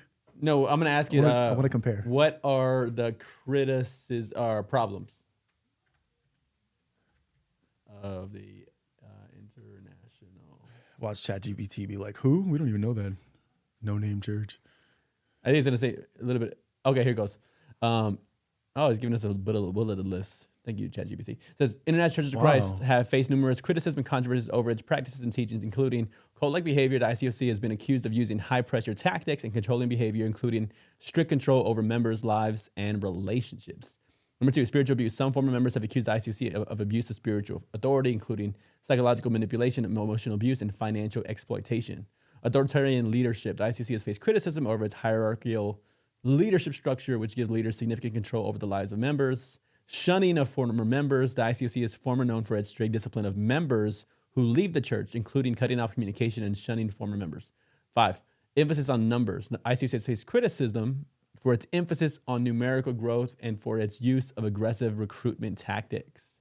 These criticisms have led to some question of the legitimacy and ethics of the ICOC's teachings and practices. However, the ICOC continues to have a significant following with churches and members around the world. So I didn't know you wanted to get into this, but do you want me to go into some of my experiences that I thought were... dang it. I always push the wrong button. Okay. Well, I think we can... Well, I wanted people to have a background because the Michaela Peterson video will actually reference the ICOC, which I happen to be in. And I think it'll be relevant for us to stop it along the way when we figure out when it's talking about what some of it is, and then we can hear your perspective as well. Which I thought you were going to get into our first podcast, but you kind of... I was like, I want to be respectful to your church. I'm like, first podcast, let me just go in on your church. Like, thanks for having me here. Here's why you're terrible. Your church is terrible organization. Like, and then plus things have changed. Like, I don't know. He still hangs out with us all the time. After they shunned me. All right, let's listen to the interview Again, trigger warning, let you know some of the topics that are discussed are rather sensitive. So yeah, be mindful of that as you listen. All right, let's go ahead and play. Adolf Hitler was definitely a cult leader. They weren't saying Heil Germany. They were saying Heil Hitler. The leader of North Korea, Kim, is a cult leader. If Scientology had said to Tom Cruise in the very beginning what they fully believe, I think he would have said, God, you guys have got a screw loose. Have you seen any overlap So move that way or this way a little bit so I can see it in the camera. There we go. There you go. So I don't have you more centered. All right. recently in affiliation with political parties and cult-like behavior? Well, This episode is sponsored by NordVPN. If you followed the show for a while, then you've probably heard. Go there, see how fast it is. Forget. I 1982. don't care about your bills, Michaela. Rick Ross, welcome to my podcast. Thank you. It's nice to be here, Michaela. Yeah, this should be a fun conversation. I decided to have you on because apparently you're a cult expert. So before we get started, can you give a brief background about Well, I should say apparently. what it is you do and who you are? I don't know about your credentials, but I invited you on here. That apparently did seem a little sus. Way but- to offend your guest, like in the first 5 seconds. All right. Mr. Okay, Big Shot I Cult started my expert. work in 1982. I am the founder and executive director of the Cult Education Institute, which is an educational nonprofit with a huge library online about destructive groups called cults and other controversial groups. You can find it at culteducation.com. I also do interventions to help people leave cults. What are you laughing over there? He's like, I'm a cult expert. You can find my cult at Cult Education. I was like, okay, not sus at all. And I've done over 500 across the United States and internationally. And I testify as a court expert witness in cases involving controversial groups, such as groups that have been called cults. I've been qualified and testified in 11 states, including United States federal court. Wow. Okay. So why did you decide to spend your life doing this, looking into cults and understanding them? Well, it started, Michaela, as a personal thing. A weird group infiltrated a nursing home where my grandmother lived, and they were targeting the elderly. You mess with grandma, I make my whole life against you. Lord. I mean, okay, so That is interesting. As we go along, I think so to have some of the conversation about what we're hearing, and then like, okay, so like, I guess because it's the Christian Take podcast that we're branding ourselves with, we're giving that Christian perspective. So his issue, I don't think go into detail about what this group is doing as they were infiltrating the nursing home, but I've been connected with different brothers and sisters who would show up to serve or show up to read or again have a Bible study or Bible talk in a nursing home setting. So I say all that because like again, if we're bringing the Christian perspective in, then like the nursing home people are potentially closer to death than everybody else. So like there is an element of like if you as a Christian believe that this is the most important message you will ever give to somebody, then everybody needs it. Nursing home, orphans, prison, everybody. Let's go, dog. So again, like even from the jump, saying that, like again, I'm not saying I'm in a cult, and I'm just saying Christian influence certainly would include showing up to volunteer and have an impact in a nursing home. So let's keep it going.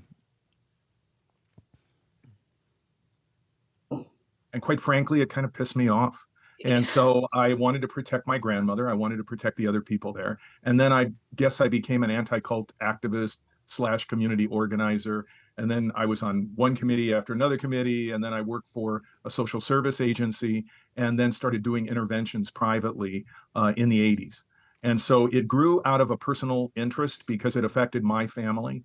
And I could see that it was a negative thing. And as I continued, I realized how dark and very negative the world of destructive cults is, and just how terrible it can be. For example, Keith Raniere, the leader of this group called Nexium, that I exposed very early on in around 2001, 2002. Raniere is now serving 120 years in prison for tax fraud, for sex trafficking, for racketeering. Wow. He is the man that created this kind of sex cult where women were actually physically branded with his initials, with a Oh cauterized. my gosh. Yeah, there were many women that were tortured in this way. And so I helped Catherine Oxenberg, an actress whose daughter, India Oxenberg, was in the group. And then I also helped many families, and I helped many people to leave Nexium. Keith Raniere sued me for 14 years because Can you imagine 14 years being sued? Man, that sounds worse than Tandrew Tate. Wait, Tandrew 8. I said it wrong. Try not to get shadow banned. Tandrew 8. 14 years, bro, being sued by somebody. Oof, okay. I think I would have stopped worrying about it after like third or fourth year. Stopped worrying? Yeah, I'm not stressing for 14 years over anything. Like it's too long, dog.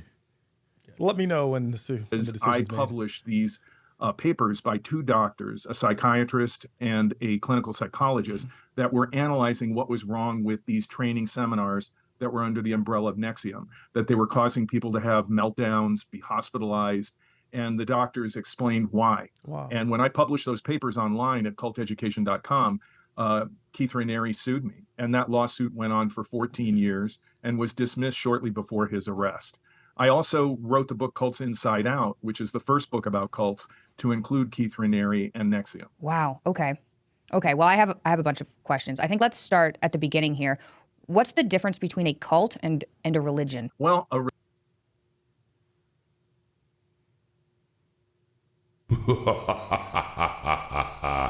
Is this where your church is about to get mentioned or something? No, what? I don't know. religion does not have typically an absolute totalitarian leader. Absolute totalitarian leader. That becomes the defining element and driving force of the group.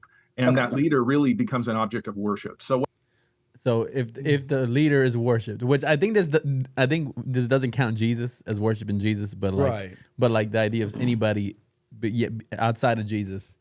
Although if we kind of follow along, we might look at this and look back at Jesus, and if this guy was evaluating this guy, then he might potentially call them a cult. But we're gonna keep on keeping on here. What you have typically is a founder who has absolute power. There are no checks and balances. Whatever he says is right. Whatever he says is wrong is wrong. And then the leader uses identifiable thought reform and influence techniques to coercively, break people down, change the way they think, and then lock them in a kind of group environment that the leader controls. And then finally, if it's going to be called a destructive cult, you would look to see how is the group hurting people. Because if the group is perhaps a benign cult and they don't hurt anyone, they have a leader, they have a mindset, but they're not really hurting anyone, then really it's not something that would draw my attention. So what I'm looking for is, are they hurting people? And that varies by degree from group to group. Nexium, Keith Raniere, would be a very extreme example of destructive behavior. But there are many groups that they just want your money, they want free labor, and then it can escalate to sexual exploitation and abuse, physical abuse, and criminality. For example, the cult Aum Shinrikyo in Japan, where the leader Shoko Asahara in 1995 ordered his people to release poison sarin gas in the Tokyo subway system. Thousands of people were hospitalized. Many people died because of what he did. And so he ended up being executed. Other members of the group were in prison. And this is an example of probably on a 1 to 10, 1 being, a cranky but least destructive cult, and then 10 being the worst. I think Asahara would be a 10. Wow. Okay. So you've kind of been in a battle for, when did you start doing this? 40 years ago. Wow. So I've been doing my work for 40 years. Sounds like a somewhat stressful way to live. Yeah, I've been under the protection of the Justice Department, Homeland Security, and the FBI because of threats on my life. Keith Raniere, who I mentioned, had me under surveillance, penetrated my private banking records and phone records, and just harassed me for more than a decade. And there have been other groups that also have sued me and harassed me and stalked me and threatened my life over the years. When I testified against Raniere in federal court, I was under the protection of the Homeland Security Department. So it can be dangerous, it can be stressful, but I think I can't think of anything that I've done in my life that is equally rewarding as seeing people who've been victimized by cults freed and seeing just horrible, I would say evil cult leaders put away. And Keith Raniere is now in a lockdown, kind of isolated protective custody place where sex criminals go. You And wanna he pause real quick? raped children. He raped a 12-year-old. Pause it. I thought it was really interesting. I was watching a video today on people comparing climate activists for climate change, a religion, and basically talking about that human beings need something to follow, and religion not always being anything to do with God, but fighting for something. Because if the humans don't, they become bored and complacent and they feel empty. So it's just like a lot of times you think like, how do people fall for this kind of stuff?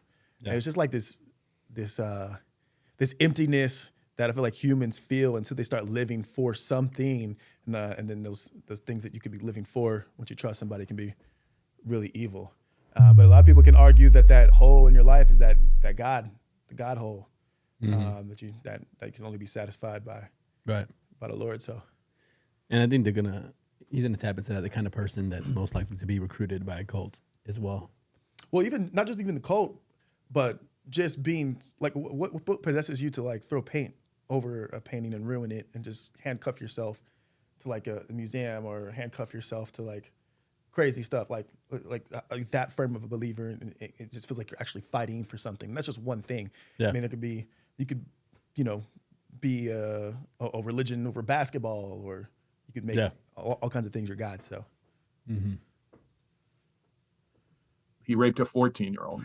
And so recently, another sex offender who didn't rape children punched him out, beat him up, and he complained about it. But even in prison, there's a kind of code, and somebody who rapes children, they're at the very bottom. And that's where Keith Raniere is now. And I'm happy to say I helped to put him there. Have you seen an overlap in personality between all these cult leaders? Yeah, absolutely.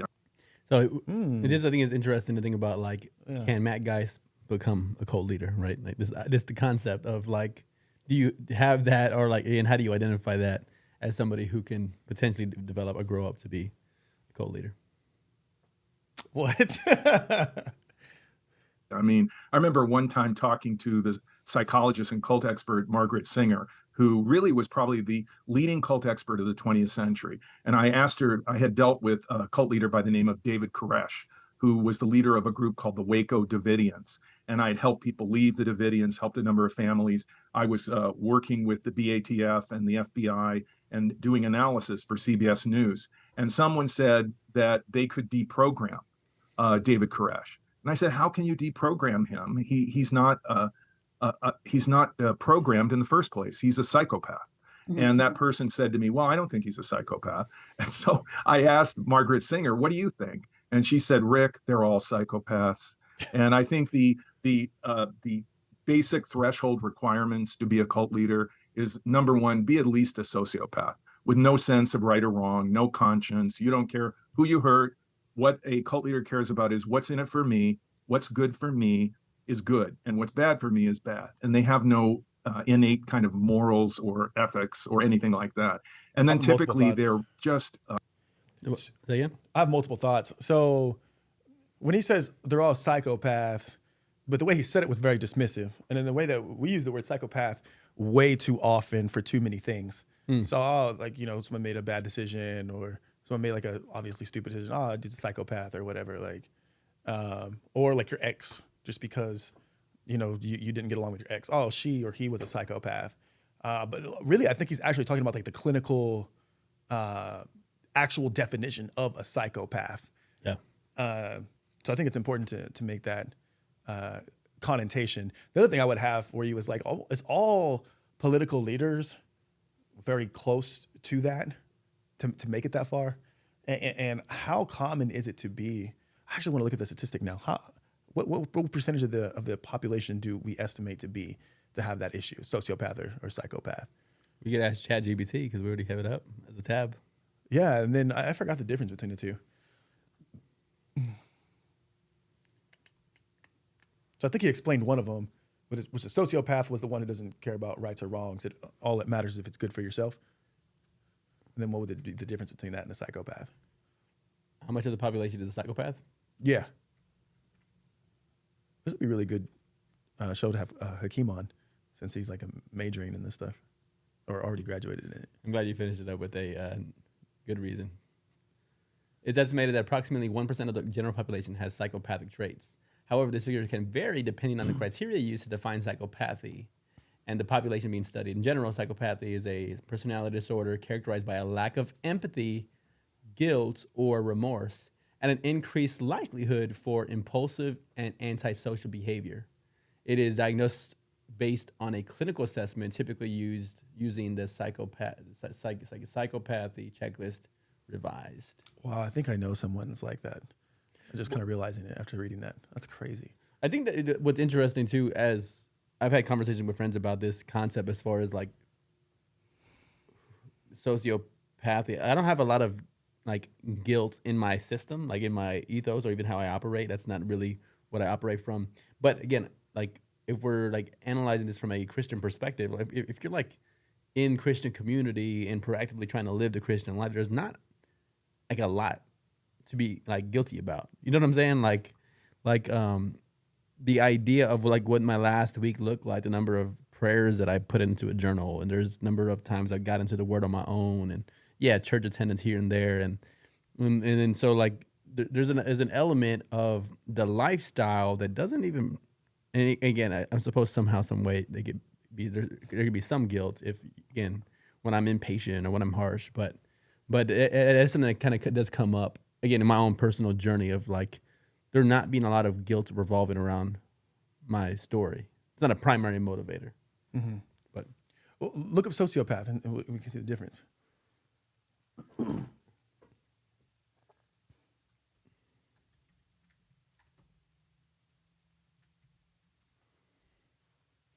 Sociopaths are individuals with antisocial personality disorder characterized by a pervasive pattern of disregarding or violating the rights of others.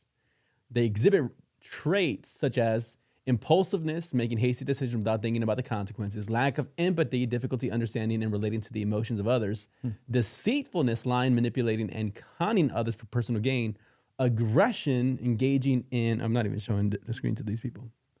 There we go.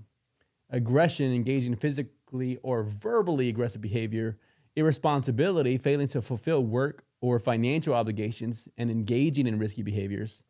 It's important to note the terms sociopath and psychopath are often used interchangeably. They are not officially recognized as medical and psychological terms. The diagnosis of antisocial personality disorder is made by a mental health professional based on a clinical assessment. The only difference I didn't see between the two is that one doesn't care about rights or wrong, which was the psychopath. Like, didn't have morals. And then there's an emphasis on deceitfulness and irresponsibility on the sociopathic side. Well, can you see what percentage of the population is a sociopath? See if it's any different than 1%. It says 3% here. 3%? Yeah, estimated. I'd imagine you'd have to fit into one of these categories to be like a dictator.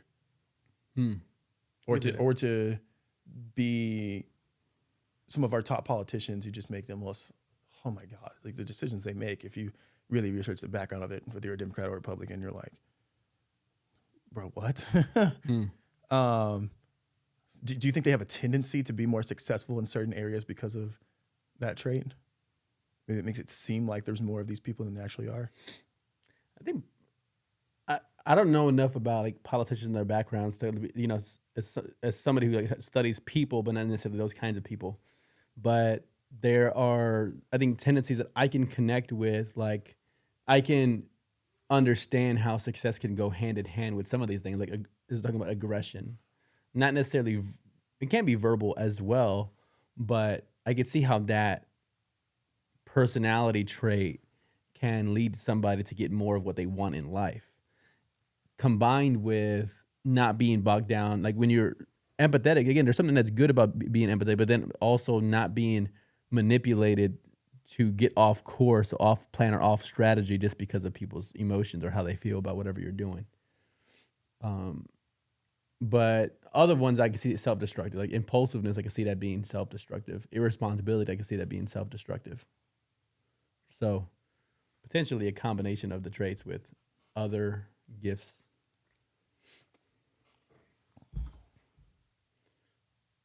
All right, back to cult experts.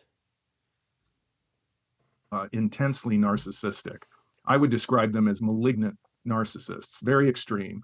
They have little, if any, empathy. They seem to only have sympathy for themselves, and they're very pathological in their pattern of lying and misrepresenting themselves. So I've met a number of cult leaders over the years. You know, I've testified against them in court. I've met them face to face.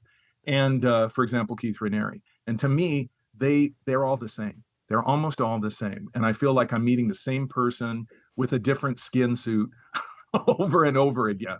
I mean, because they behave the same. So these aren't people that maybe start thinking that they want to change the world for the better. You think these are just bad people to begin with, or do they have this grandiose idea that they're going to improve things and it just devolves into chaos?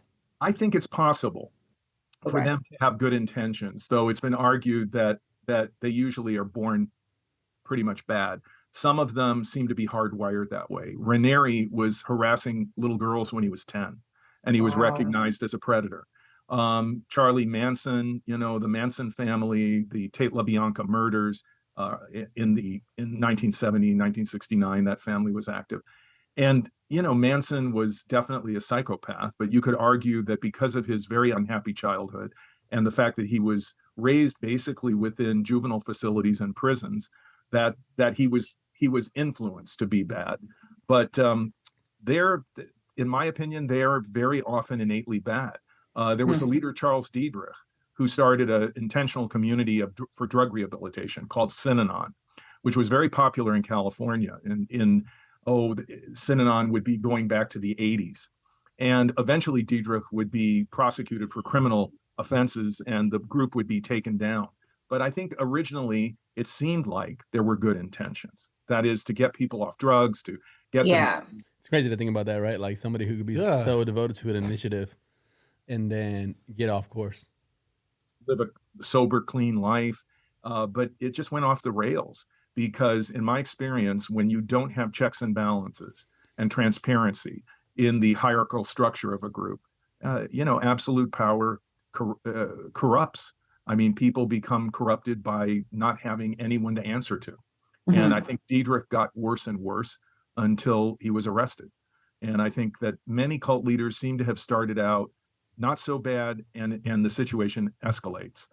Jim Jones would be another example. Jim Jones was very popular within Democratic Party circles. He was very good friends with Governor Jerry Brown, State Assemblyman Willie Brown. When Rosalind Carter visited San Francisco, she did a photo op with Jim Jones. He would later be responsible for the murder of 1,000 people, including over 200 children, in what was called the Jonestown murder-suicide. But at one time, he was the head of a very big church in the Bay Area, and they had a branch in LA. And there were thousands and thousands of people that thought he was fantastic. He was a liberal mover and shaker who basically created programs to feed the elderly, drug rehabilitation. The church was very multiracial, multicultural, and he was seen as kind of an icon of change in the 70s. But in 1978, he ended up with 1,000 of his diehard followers in English-speaking Guyana. And after he murdered a United States congressman that came to investigate what was going on in that community, which was isolated in the jungle, where Jim Jones controlled everything, he reckoned that the authorities were coming for him. They were. And so they mixed what was referred to as Kool-Aid with poison, cyanide, and phenobarbital and sleeping, pills. And the end result was 1,000 people dead, and Jim Jones as well.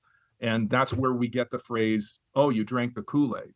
That's an allusion to Jonestown. Though the Kool-Aid company wants us to know it really wasn't Kool-Aid. It was Flavor Aid. It wasn't their Kool-Aid. It was a different one. But that was a big shocker for everybody in 78, I think. Is it marketing? Yeah, that's important. Flavor Aid. What did he tell them to make 1,000 people want to kill themselves? I thought it was something about like the aliens were coming and was happening, and something like that. But I don't know. But even again, you could ask people to drink something without telling them why as well. You think he did that? I don't know. I mean, there's like documentaries and stuff that I won't even speculate on it. But And people said, who are these cults? What are they doing? 1,000 people are dead, 200 children, their bodies are being moved out of Guyana. What is this? How could they be there? Where did they come from? They're Americans. What are they doing in a compound in the middle of the jungle? And so that was the beginning of cult awareness. And in my book, Cults Inside Out, I really get into that history, and I show the evolving of cults beginning in the 70s to today. Is this something that was like, were cults very, I guess, not popular, but were there more cults in the 70s than there are now? Is this something that was more frequent back then, or did people just find out about them then? Michaela, it's a growth industry. Okay. Now we have social media, and we have PayPal, and we have ways that people can be recruited online and then extracted money from them and so on. There are all kinds of cults that proliferate online. I'll give you just one example. There's a group called Carbon Nation, and this is led by an African-American by the name of Eligio Bishop. He also went by Nature Boy was at one time his nickname. Woo! And so he would recruit on Facebook, on Twitter, on social media, and then he rented an Airbnb online in Costa Rica. And some people would give him money online, and then some people were pulled into the Airbnb, and it became a little cult compound. The Costa Ricans kicked him out. The Panamanians later kicked him out. The Mexicans kicked him out. And he ended up back in Atlanta, where he was from, Trump. And he's now in jail, Mexicans. Facing charges of sexual abuse and criminal exploitation of people in the group. But the group wasn't that big. There were maybe 30, 40 people in the community at the most. And he could make money and pay for the Airbnb and everything online. And so you have groups that are streaming online, that there are certain leaders that may even have hundreds of thousands of followers online. There's a woman by the name of Teal Swan, who's quite popular. She's been called a cult leader. She would say, I'm not, I'm just holding forth online. And she has hundreds of thousands of people who follow her online. And these people become very wealthy. And then they extract some people from their online following to become their inner circle or community. Teal Swan has that. Dr. Phil and I. What's happening over there? It's like, ooh, lucky person. You got to be in the inner group. Who is that person? That sounds really familiar, that name. I've heard Teal her. Swan? I've heard her in the self-development world. I don't know much about her, Oh, but personal growth stuff. cool. Wonder what she's developing. Evil. At one point, It's about to get a lot more relevant to us, to church, and all that in a few moments. exposed a woman by the name of Amy Carlson, and she headed a group called Love Has Won. And you may have read about her. She probably had no more than 30 or 40 followers, but at the time of her death, she had $500,000 in cash, about $1 million in real estate paid for, and people were vying for who's going to control the assets of this group. And they couldn't accept Amy Carlson's death. They called her Mother Let's God. start one. So they took the body and they decorated it with glitter and lights. No. And they basically worshiped it until the authorities knocked down the door and arrested people for essentially violating a dead body. Wow. Okay, so I've got a few questions then. She's way What's too the excited average about type that. of person that ends up in a cult? That answers the question of what's the average type of person who ends up in a cult. Is there an overlap there? There is a kind of narrative thread that you could pull through a lot of people, but it could be anybody. They could be any race, any socioeconomic level. They could be rich, they could be poor, they could be young, they could be old, they could be highly educated or uneducated. But what I've seen, if I were going to pull a consistent thread through many of the cases that I've dealt with, it would be somebody who's not happy. All right. I think this is the one we got to have some conversation about. Jesus at a particular point in their life. Like, okay, so, I mean, that's like so the idea that, so I've been in, maybe there's 3 different organizations, and two of them I think for sure have been associated with, so if you're familiar with BNI, I've been in BNI as well, Business Network International, and people talk about that, and we could even ask ChatGPT to tell us something about them. You've been in 3 cults? It's like, this is the best one. Lasted the longest in. Let's see what.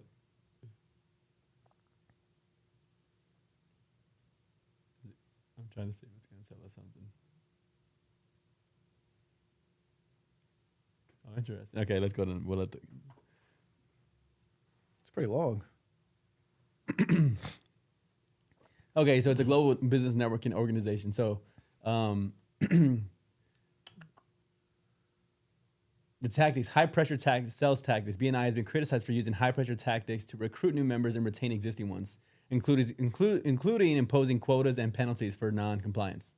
Number 2, strict adherence to the rules. BNI has a set of strict rules and guidelines for its members, and those who do not comply can face consequences, such as being expelled from the organization. Number 3, cult-like behavior. Some have described BNI as a group of dynamics and charismatic leadership as cult-like, with many members being highly invested in the organization and viewing it as a central aspect of their lives. Number 4, isolation from non-members. BNI has been accused of promoting a sense of superiority among its members and isolating them from those outside the organization. Anyway, so. Cult number 2. Like, were you like all the way in and everything? Yeah, I was a vice president at one point. I was a director at another point, and I was asked about being a president a couple of times, but I was like, nah, I'll President of like the entire thing? no, of the like a local chapter. Will you be our new cult leader? I forgot why we segued on that. Oh, it's because Was this before you became a Christian?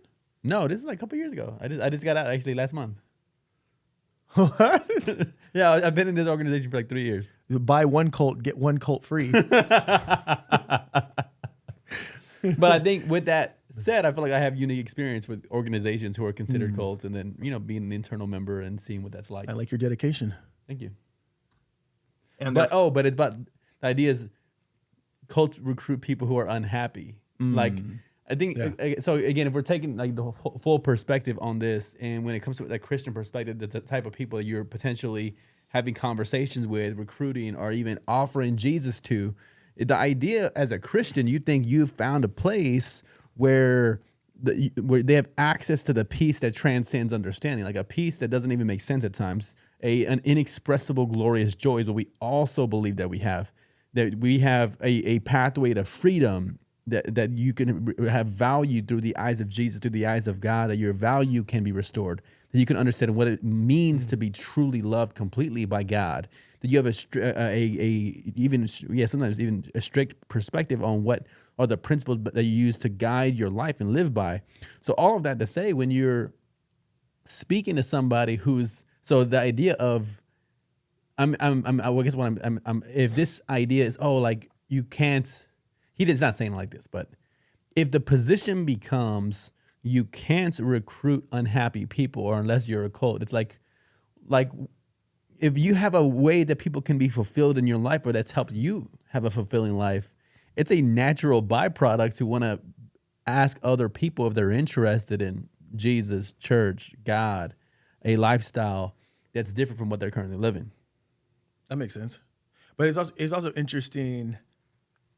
Like there was like some dumb stats that he said, like it doesn't matter about race. Like I feel like that should have been obvious. But it was pretty interesting, rather though, when he said educated people can be victims and so can uneducated people.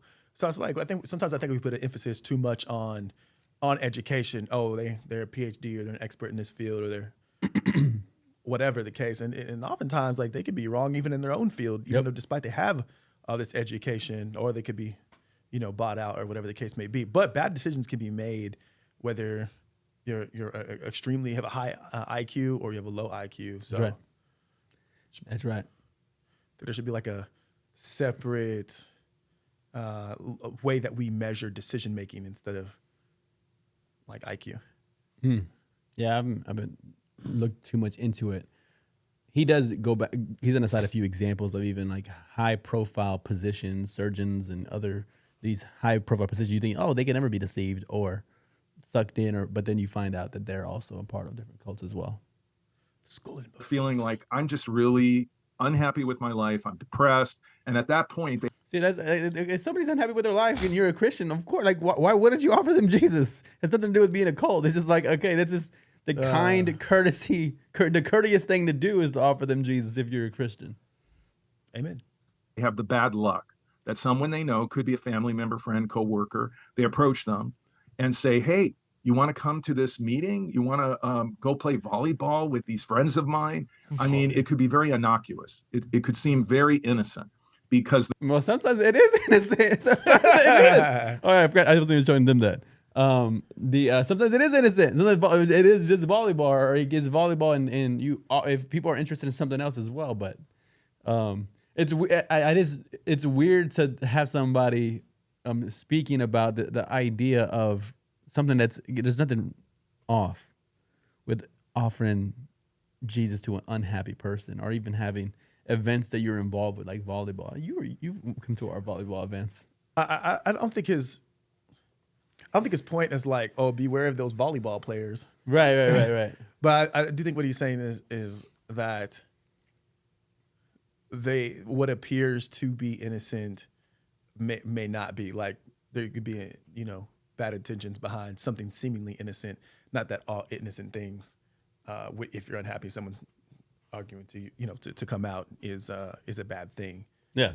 Right. I mean, right. I don't think he's saying that either. I think it's just like, I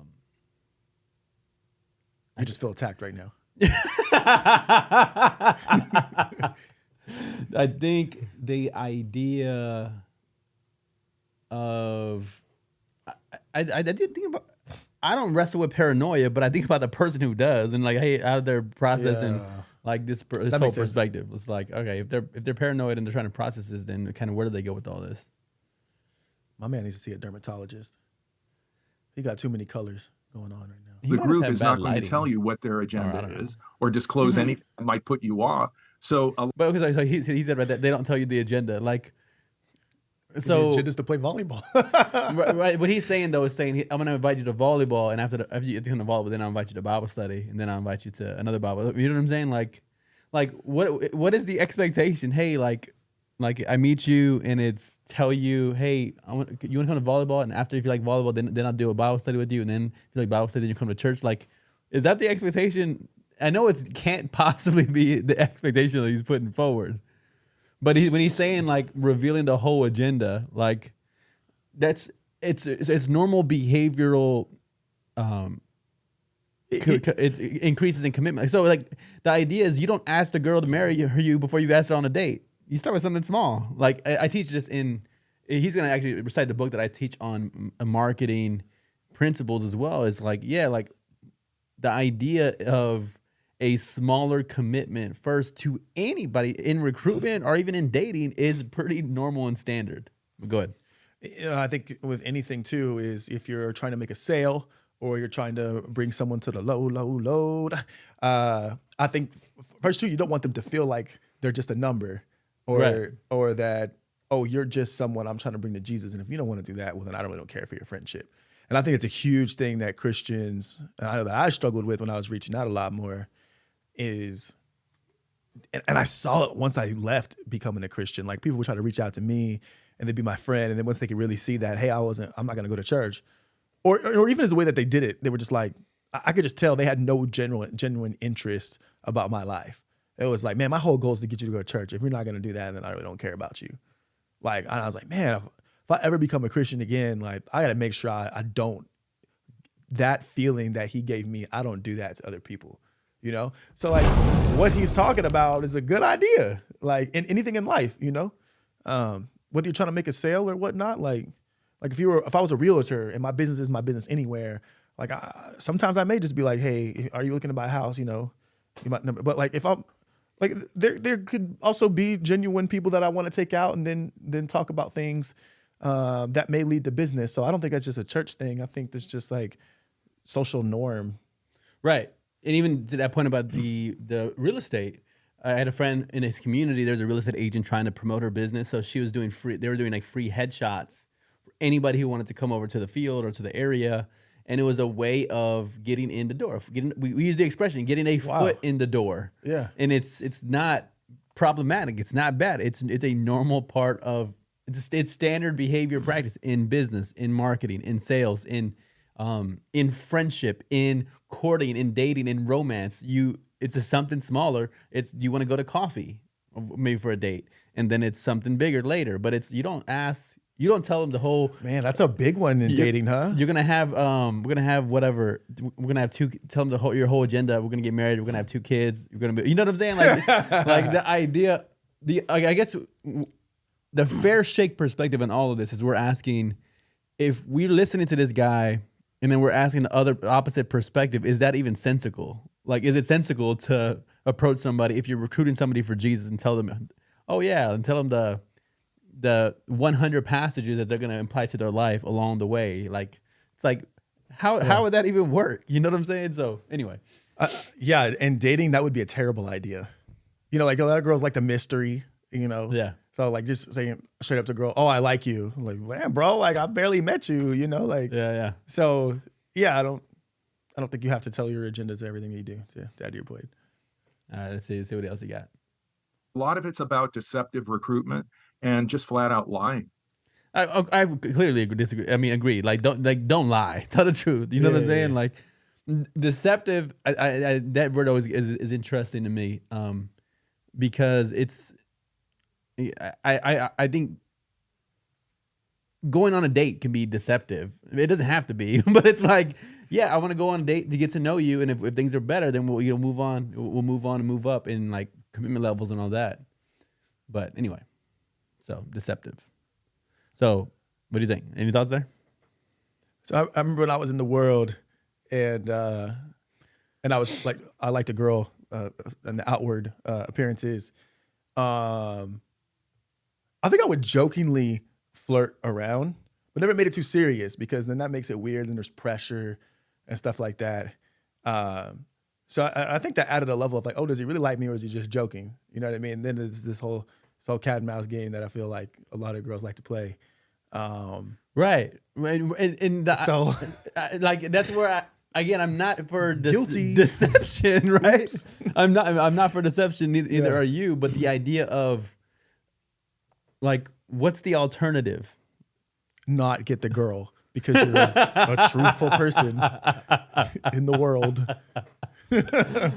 I think the alternative is somebody who can be even more awkward or more weird as far as like, Ooh, y'all could both be awkward together. Social interactions. So the idea is most situations, complete agendas aren't revealed. And I don't see that as the sin of deception. problem, yeah. The sin of deception is what I'll maybe. Agreed. Good Christian take.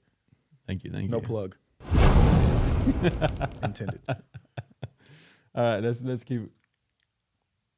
Some of these groups have multiple names. You don't even know who you're being recruited by. Mission Point. That's kind of funny because Mission Point Christian Church doesn't have the association. ICOC. Yeah, there we go.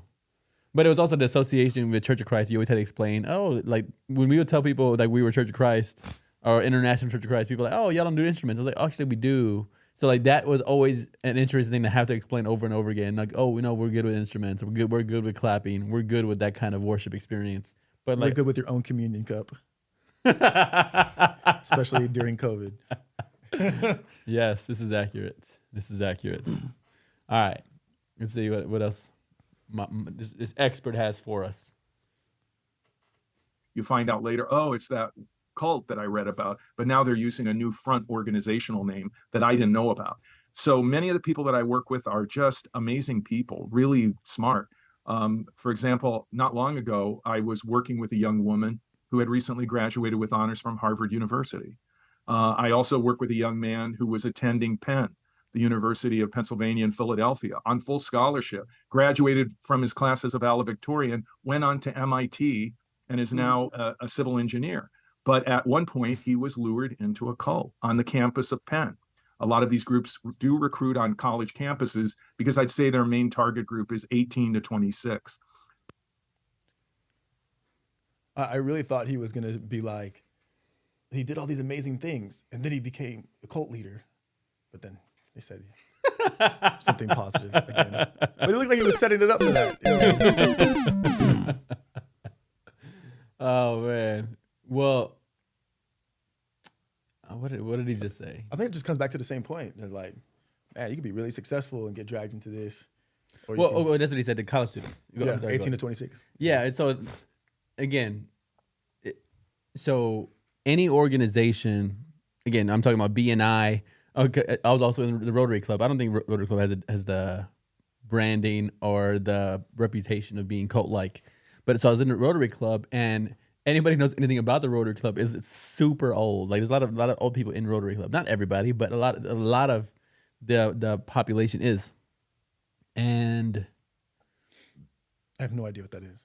you know what that is? It's like it's a service organization. So they're like trying to do projects together. They meet once a week to get together, and then they'll have like service projects that they're trying to do together to serve the nice. community. You know, pull funds. You know, even like get rid of polio in the world, and so a number of things that they're doing. That's good. But I look at that organization. I'm like, in 20, 10, 20, 30, 40 years, if they don't figure out how to recruit younger, Rotary Club will not exist anymore. Ooh, that's what I say about Church of Christ. I'm like, all right, welcome to. Is this bingo or church? That's the vibe when people hear Rotary Club, and people have told me about. They're like, oh yeah, it's like, again, they talk about this bingo idea. Again, I'm not saying everybody organizations like that, but just the idea of it. What I'm saying is he's making this as case that cults primarily recruit 18 to 26. I don't see that again as problematic. I see it as any organization who wants to be around in 50 years, 100 years, 150 years, or 200 years. Yeah. You better figure out how to recruit at every demographic, including the youth, because if you don't figure that piece out in your journey, you won't be around for very long. So ultimately, I agree with what you're saying. You're saying he's taking extraordinarily basic things that anybody would probably do and painting it as an evil cult a tactic. Right. Recruiting 18 to 26-year-olds is nothing wrong, or again, evil tactic. Any organization is thinking about how to work with Gen Z, for example, right now. The military, the police. Right. All the organizations are thinking about how do we incorporate young people into our mix. It's not predatory behavior. It's a behavior of any organization that wants to last long. Agreed.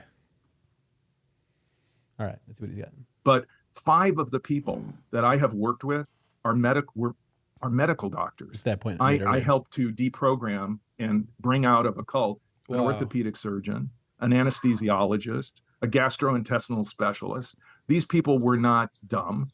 They weren't illiterate. They were sophisticated, well-educated. Again, like you like people who have that kind of money, they can, if they're not happy, they could probably. You would think that you'd be able to buy happiness, you know? Yeah.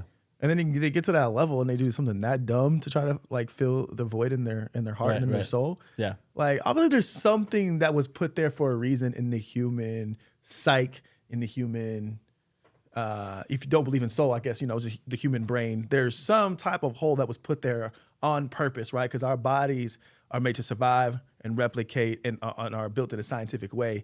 So obviously, if everyone is kind of struggling with that, there's obviously a hole there for a reason. Yep. So Real. interesting. Real. Let's see where we're at. People. So I think if we think that we're not vulnerable, we're not really being honest with ourselves. Anyone can be had given the right set of circumstances and timing. Anybody can be had by cults. Okay. Respect. And that's why I think it's so important to be aware that these groups exist so that you know what to look for and you can be prepared. And if the group approaches you, you can say, hey, you know what? You seem kind of weird. You seem like some kind of cult group. And you say, like, you seem kind of weird. But like his description of that is what? Like what? How have they revealed themselves yet? They invited you to volleyball? Invited you to something innocent? Like he said, they invited you to an innocent thing. How would you identify him thus far? I don't know, but you see Michaela's face? She looks like, oh my God, I could get into a cult. No, I didn't see it. Like when he's explaining that, she's like really worried. You do your due diligence and you drill down and find out more and you realize, hey, this is a cult. Okay, so I guess we could start with how do people identify when it's a cult? What are the signs? Well, you go to the meeting. Go to the meeting. You do go. And you see a big portrait of the leader on the wall. I suppose that ICOC is clear, bro. Good to go. Good type out. So I've never Don DeMarco. I've never seen a portrait of a leader in ICOC churches. In fact, here's the interesting thing: is even with invitations, this is interesting for me as a communicator when we do like promotional stuff. In the business world, you'll promote a service with a certain guest, a celebrity preacher coming in. You'll make your invitations that'll have their picture. Like for the most part, like any of our special services don't even have a picture of somebody of like, oh, so and so's coming to speak or whatever. It's just Jesus. It's Jesus, bro. Jesus is the leader. Do we have a portrait of Jesus up? No, but we mostly rent. Then it's supposed to buy. So anyway, but the portrait of the leader. That's interesting. That's a real red flag. And everybody is talking over and over again about how great the leader is. And what's the alternative? That's another one. What's the alternative? I don't know. That's kind of, I think there's you would get a feeling in your spirit, but the difference between like, oh man, this is a really great pastor. Man, I really like he does this versus like a worshiping type of spirit. Like, man, this guy is like everything. Like, I think there could be some red flags in what he's saying. I think that would take some distinction, some gray area for sure though. Okay, so yeah, definitely. So worship, that's always again really clear. But in his description right now, he said, "Oh, they're always saying good things about him." I'll let him finish. Let's see what he says. And the leader says this, and the leader says that, and you realize that the leader is what it's all about, and that they worship the leader, and that the worship, clear red flag. But have you ever seen someone talk about like an act? I think it's more common when we were younger. But have you ever seen someone talk like about an actress or something they really like? Not more particularly like someone, and it's like, man, like you're thinking of this person like in an unhealthy way. You're kind of obsessed with this person, or like this person could probably do something wrong and you'd still praise him for it. Like I think like that's the spirit that he's coming from, like that kind of person. I think I understand what he's trying to say. Did you see the Vice on this one part? Did you see the Vice piece on Andrew Tate? I only read the article about what some of the witnesses victims. Because I think one of them they showed the portrait of Tristan Tate at the combine and all of that. So an interesting portrait combination of things that Vice had came out with their Tate hit piece. But anyway, what's at a combine? What's that? Their whole like castle or like their whole fort that you'll see again, the pool, and you see the cars and then the Tate emblem and all that. Yeah, but does he have like a photo of himself on the wall? It's a portrait. Somebody painted it. Oh, of him? Of Tristan. Yeah. Oh, so interesting. Anyway. What does Andrew have one of himself? I don't remember if he does or not. So the second guy in command feels insecure and feels like he has to put his own portrait to make himself better. I'm just saying, if we're saying the red flags for cults are self-portraits, then anyway. So yeah, Ernesto Wada said, "Love the topics and discussion." Appreciate Ernesto, it. we love you, bro. Yeah, that's right. That's right. What do we got for you, bro? We got. You saved the whole. You shot one of our only commenters. We didn't shoot him. It was like. Oh, in the sky? What is he going on? He's about to race? Run, Ernesto. Oh man. All right. We'll keep it moving. He said LOL. All right. Leader is the core defining element of the group. And then you realize that everyone only views the leader through a positive lens. So again, only through a positive lens, like I guess it's just so common. I mean, is it more common for people to be critical of, like? I guess I'm contextually I'm looking at pastor. If you go to a church, so you go to a church, would you even attend a church where you were critical of the pastor? So I think I see something wrong with every single person that I've ever ran into that I think they could work on or I don't like, or there's something about them. So if I'm going to a church, but broadcasting that, like talking about it. Well, we're broadcasting that, but yeah. So I don't think he's talking about broadcasting it. Like I think like, hey, you go to this place. What are the signs to look out for? Like every single person there. Oh, I see what you mean. They're not saying it out loud. Yeah, I think you have to get to know someone a little bit more if you're going to a place and you just randomly just say disrespectful things. Right. But again, I think it's the spirit of which he's talking about it, where it's just like the people just kind of seem to be unnaturally in love with the leader. Okay. See, like that language is more helpful for me. So he basically got, okay, he just needs to be more descriptive. Okay. They're not critical. No one ever disagrees with the leader. And you also realize Like again, in church setting, it's easy to not disagree because they're using passages. But I think he's gonna make this point right now. that there's no accountability in the organization. For example, a democratically elected board, financial transparency through published budgets distributed to all contributors, things like that. You know, you go to GuideStar, you know, or another website online, and you find out, boy, this is kind of shady. They're not really showing me where the money goes. And government. you feel like there's no legitimate reason to leave, and that anybody who leaves is There's one. There's no reason to leave. What you think? So now, if I see something that's like a pretty big red flag, or maybe it's not even a red flag, it's like a burning, like it's like a really strong reason. It's like still justifying it because the leader is in control, or the leader is smart enough to get past this, or it was just a mistake. The leader knows what he's doing. Like we should trust in him. Like if coming from that spirit, I kind of see what he's saying. But I get where you could be. Like if you're taking everything he says for literal out of his mouth, like I'm taking it imagining, like I guess my picture of what, if I was looking out for a cult, what I might feel based on what he's telling me. But if you're taking just raw what he says, I could see where he'd be like, well, a lot of this stuff is not too sus. It's not too big of a red flag. Yeah. What was the last one we just did? What was he talking about? The last point he made? He was talking about the red flag. People not talking bad about the leader. Yeah. Then I thought he made another one. is characterized in a negative light. And you also recognize that people are becoming isolated, socially isolated, and they're kind of cocooning in this group, and they're not really in touch with maybe their family, their old friends, things like that. Okay. Another one. Interesting. Yeah, that is, because I know Jesus ate with and had dinner with the sinners and the tax collectors. What was that one about? I don't know what the reaction. What did I say?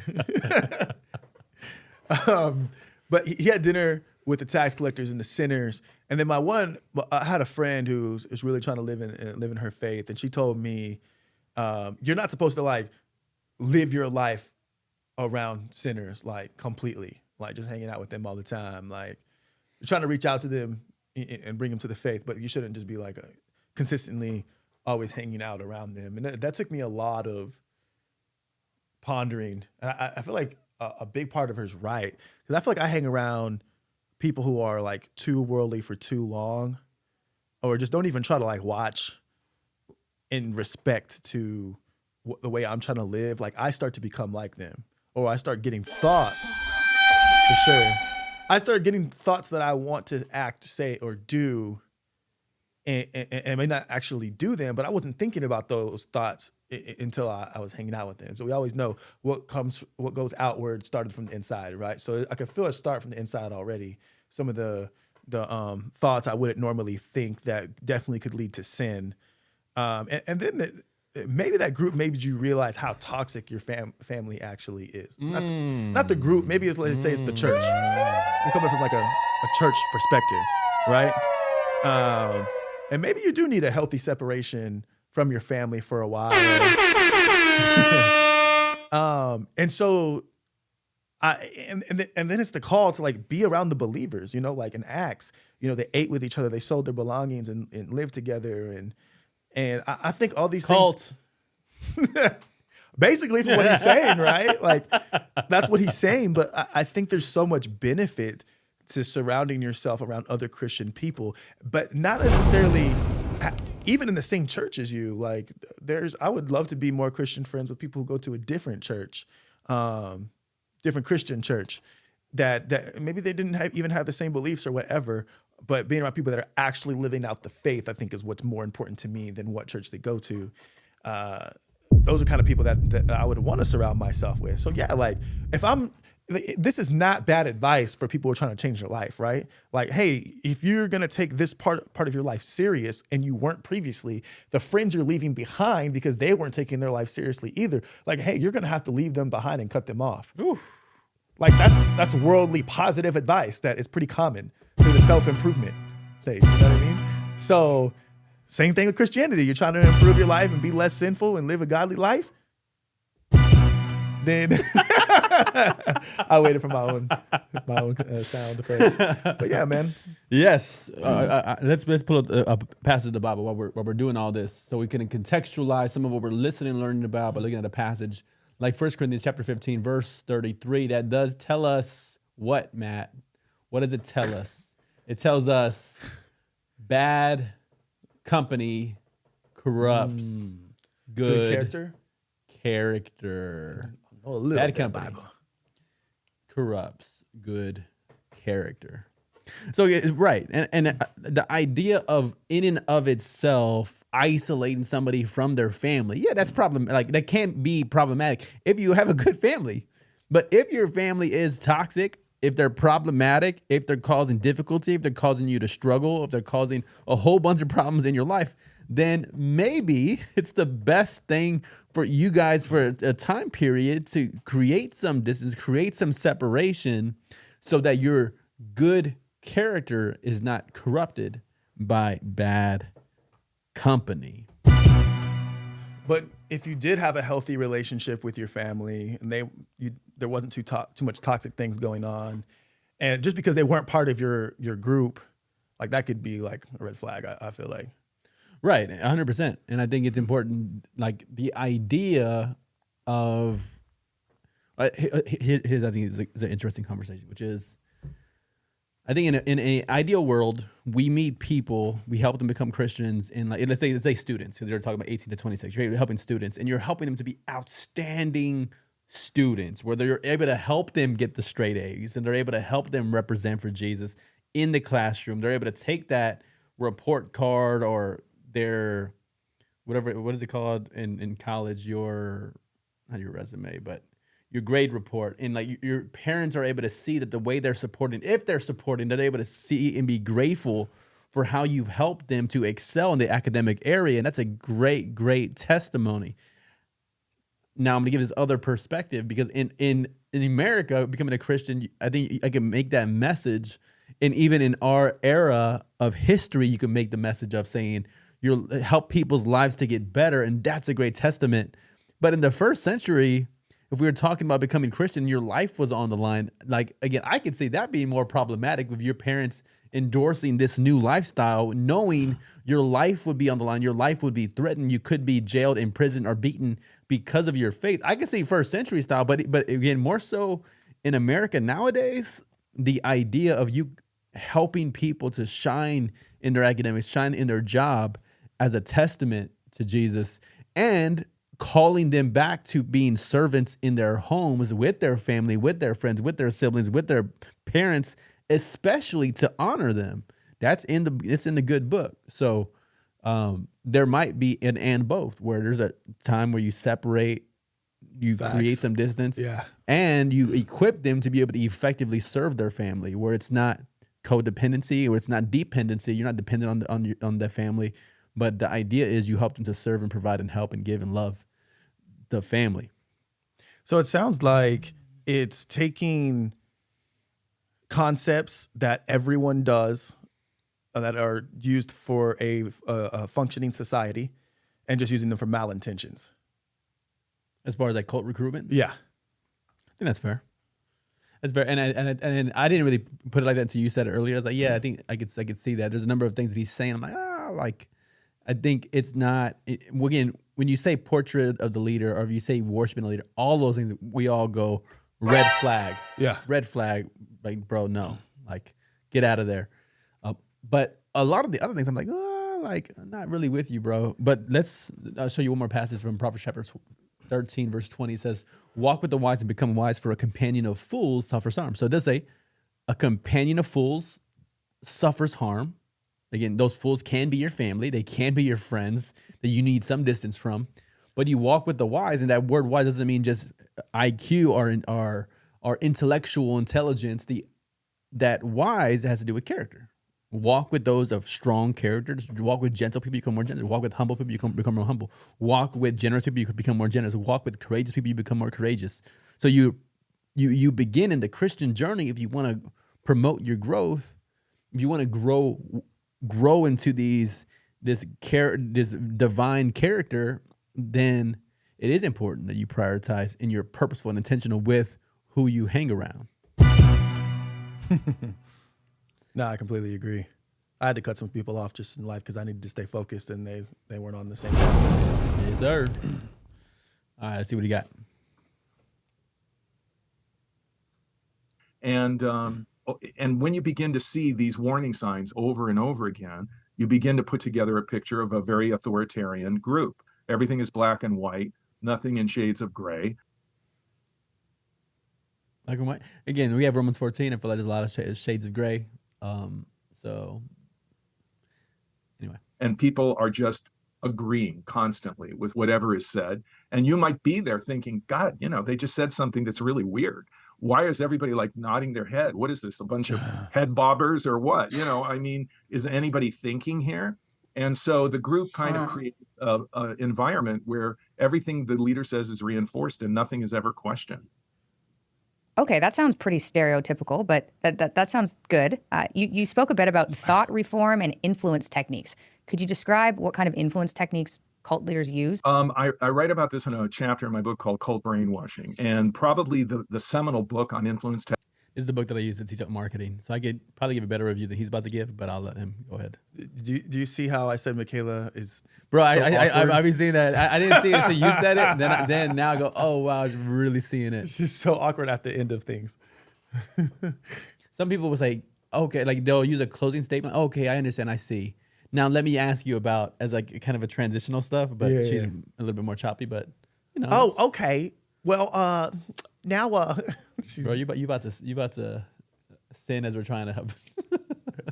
Techniques. Thanks. Is the book Influence by the professor from ASU, Robert Cialdini. Robert Cialdini, Book of Influence, great book as far as understanding this stuff, especially in business, especially in relationship building. I give the big overview. He's about to do a kind of shoddy job. One would be liking. There's two pieces of liking that is in the book, but he's gonna only talk about one. Okay. We're more apt to go along with somebody that we like than somebody we don't like. Okay, think about this. Right. So it's like, but it's, to be clear, that principle is two-part in the book. Influence, Robert Cialdini, ASU professor. It's one. Do you position yourself to be like the other people, relatable? Hey, focus on what you have in common. And do you present yourself as a likable person? But what's the alternative? What's the alternative? Like, is it present yourself as, hey, we disagree about everything. You want to join my group? Is the alternative, present myself as unlikable, join my group? You know what I'm saying? Like, yeah, I think they're and Anthony Robbins, he was giving advice about sales tactics, techniques, was like literally copy their body language. Literally, yeah. That's one of the things he talks about in the book. If the best sellers, if they're cross their arms, you cross their arms. Or if you're kind of, you do that. They talk about your vacation, you talk about your vacation. They're talking about their kids, you talk about your kids. It's personality mirroring. They talk about even on The Office when Andy Bernard would joke about doing the same thing the other person would do. He would agree with everything Michael Scott agreed with. And he would just go along with whatever they were. And Michael Scott... Ooh, Colt. Michael Scott grew to hate it. Anyway, so... I've never seen The Office. I tried to watch... I've seen season 1. And season 1 was just so boring. And people are like, you got to wait till season 2. And I'm like, I have to watch things in order or I can't watch it. So then I can't get through season 1 because it's so bad. Get out of my house. I will shortly. Which is the key to celebrity endorsements. I'm going to buy that car because that athlete or that celebrity is pitching it. So that's why they have celebrities do that, is because if you like that celebrity, it will influence you to buy the product. So in a cult, you experience what's called like love bombing, Okay. Oh, which means you get into the group, and this is another warning sign, and everybody's just loving on you. They're all just going, "Oh wow, it's so great to meet you. You're oh wow, we were, they're just saying a lot of effusive, praising things, and it's because they want you to like them." And okay. I see his red flag. I see it. What? Hold on. What do you mean? There's a difference between being nice and then like some people just being overly nice to you for no reason. And I mean, like, that's a huge red flag to me. It's like, what do you want? Like, I don't deserve this kind of praise because you don't know me. I haven't done anything in your life to deserve this. Versus being respectful, being interested in me, wanting to get to know me, just being like normal, like just being social and being friendly. Versus like the way he's saying it. It's like, I remember one time I went to, I don't know if it was Chamagacha or different, I think it was another one. And I went there and the waiter was acting like I was like the president or something. And it was like weird. I didn't like it. I was like, bro, like, can you just treat me like I'm gonna go home, probably a similar house as you, like, you know what I mean? Like, just chill. And so I feel, yeah, like when someone's being that overly excited about you and like loving on you too much, and you haven't given them fair reason, to me that's like, what do you want? Like, it does seem like there's an intention there behind it, Okay, so naturally, I internalize this by thinking about church stuff and going, all right, so somebody comes to church, and then people are encouraging. Like, people, again, might give them a hug or a handshake or a dap. That's already physical touch. They might spend time listening to them, or let's say they go through the whole conversion process and they get baptized, right? So then, like, people are excited or happy. There's congratulations. There's encouragement circles. There's uplifting things that are said to them. All these things. You go, but so what's the alternative? So the difference would be like, hey, what's up, Derek? How are you, man? Like, what are you into? What do you like? Oh, that's cool. I'm into this or that or whatever. I was like, oh, what brought you out? Blah, blah, blah, blah. Versus the opposite would be like, man, it's so great to have you here. Man, I can't believe, wow, you're into that? Man, that's so amazing. Like, just over loving you, like just being overzealous about things that make no sense. Like, but so you don't think it ties back into like deception? Like, so part of it is like saying that's amazing. You're into golf and I hate golf. Then that's just like, that's lying. You know what I'm saying? Sure. But like the idea of genuinely good, uplifting thoughts.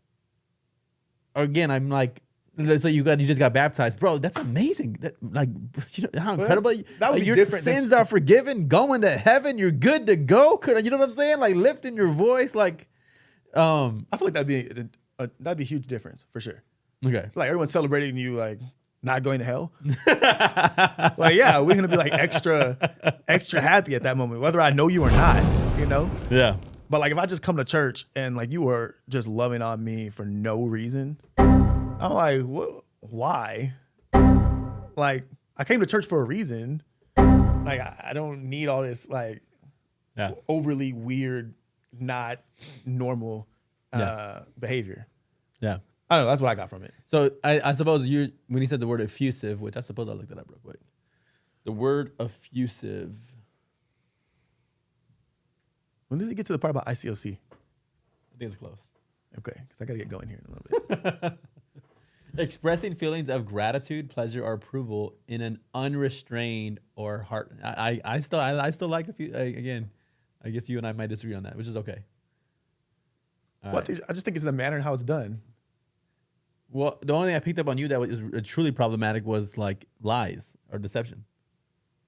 Okay, well, if there was no deceptive about not being in the golf, like maybe you actually were in the golf too, but like you were lying about how much you were into them and loving them and like just going overboard. Like I was kind of trying. I poorly gave my example, in my opinion, but like that's a form of lying too. Like you're not really into that person that much. You don't know them.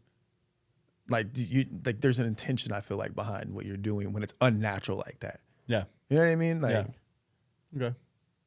Yes. I guess I just don't have it. Converted him. I should have been on the debate team. I guess I don't have enough experience with people being like that where it's like, hey, like, what is this? So what was it like at the B and I? Yeah. When you first got there, were they overly? They were recognizing my greatness. For real?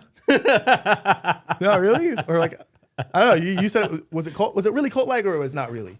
Or they Okay, just have some cult features. Okay, so one of the things, this is like a minor thing, but it's kind of relevant. So like when you're doing you do your 45-second elevator speech, like, you know, hey, my name is Derek and I'm a coach and I help attorneys with their personal development and in group coaching and one-on-one coaching and whatever. And I go, all right, so my slogan, whatever, I help lawyers to live a spectacular life. And then everybody in the room goes, thank you, Derek. And that feels like a little bit like that does feel a little cult-like, but Only one clap. yeah, it's everybody says thank you, Derek, and they all clap. at That once. sounds cultish. Like, I know. The way That's they what I'm said saying. it. That's what I'm saying. Fall in line. I should send you a video. I'm sure they're out there somewhere. But all right, let's see if we get to this part so we could. It's the ICC part. I'm really interested to see what he's got to say. They want you to feel kind of reluctant to not embrace them because they are so nice. So the principle is liking. Another But what he's saying. Wait, what did he say?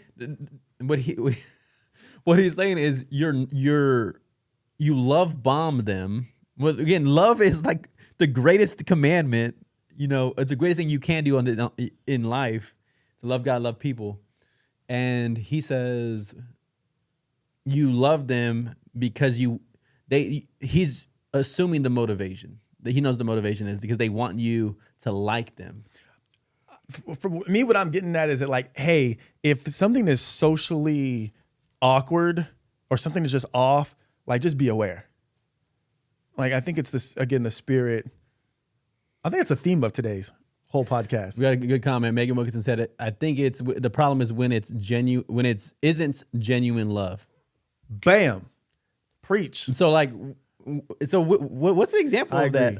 agree. Do I just not have examples of people not having a genuine love when I'm just like not able to discern that? Is that what's happening? I can for sure. Maybe I'm not really good at being fake myself either. Yeah. I just like, and I don't like small talk conversation. That's really hard for me. Like, I want to really talk about something important, which some people need small talk in order before they can really open up to you. But for me, when I know that when I was at a church and a new person would come and I want them to feel welcome, I just don't have anything in common with them at all. Like, and then I'm trying really hard to find something. Yeah. And I kind of just like, all right, I tried. Well, welcome, man. I'm glad you came. Like, we'll talk again, you know, hopefully, like, come back, you know. Yeah, like, yeah. That's just being as genuine as I can. But if I was like to force it, you know, like when I'm just not really feeling anything about this person, like I don't have anything really in common, our personalities are polar opposite, like I feel like that would be like what she's talking about, being fake.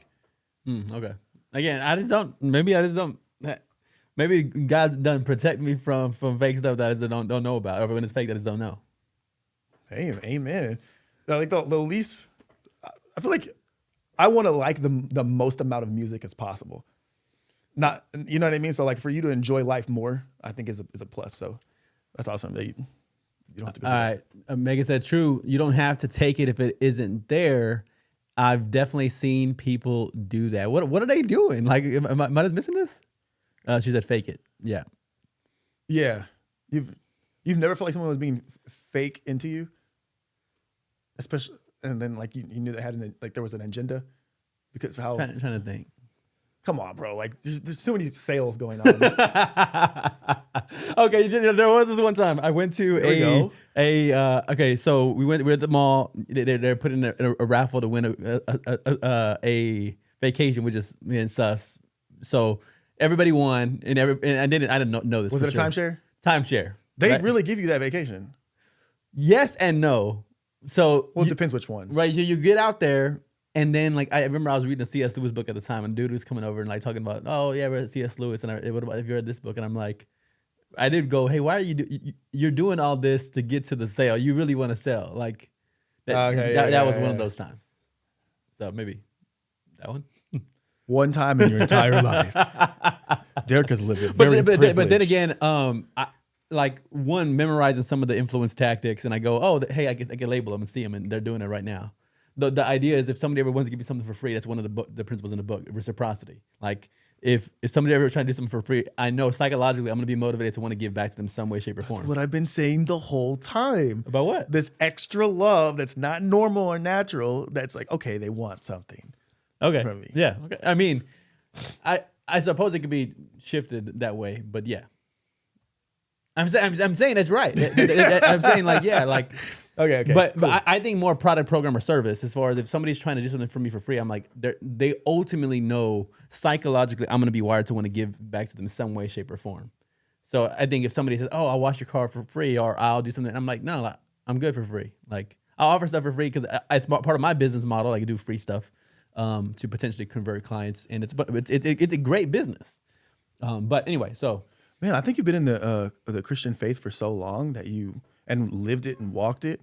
That like, man, you just have like a really healthy, wholesome, loving, like awesome perspective on the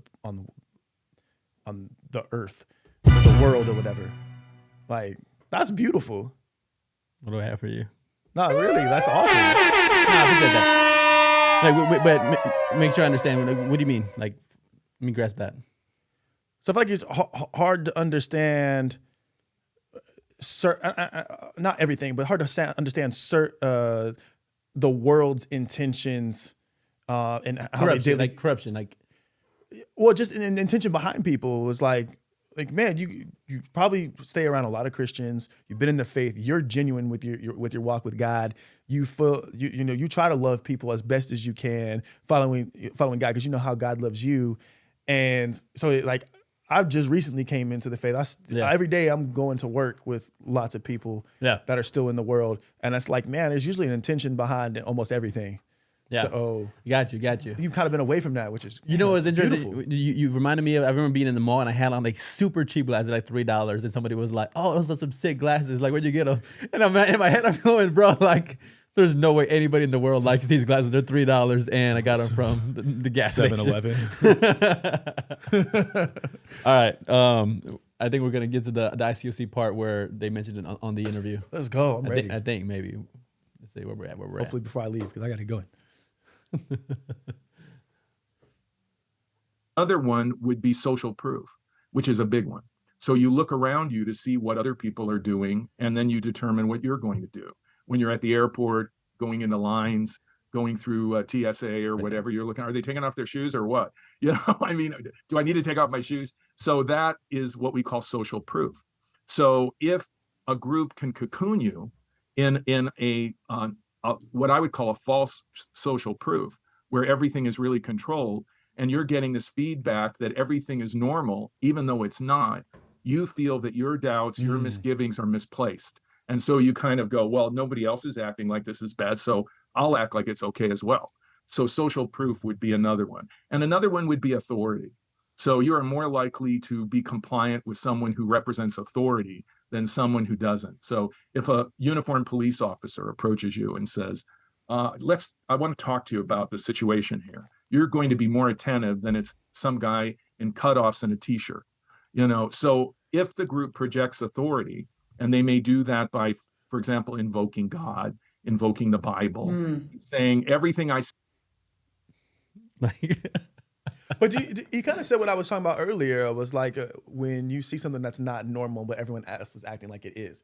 Like it's almost a detection of just something that's not socially normal or is not in alignment with like the general morals of society.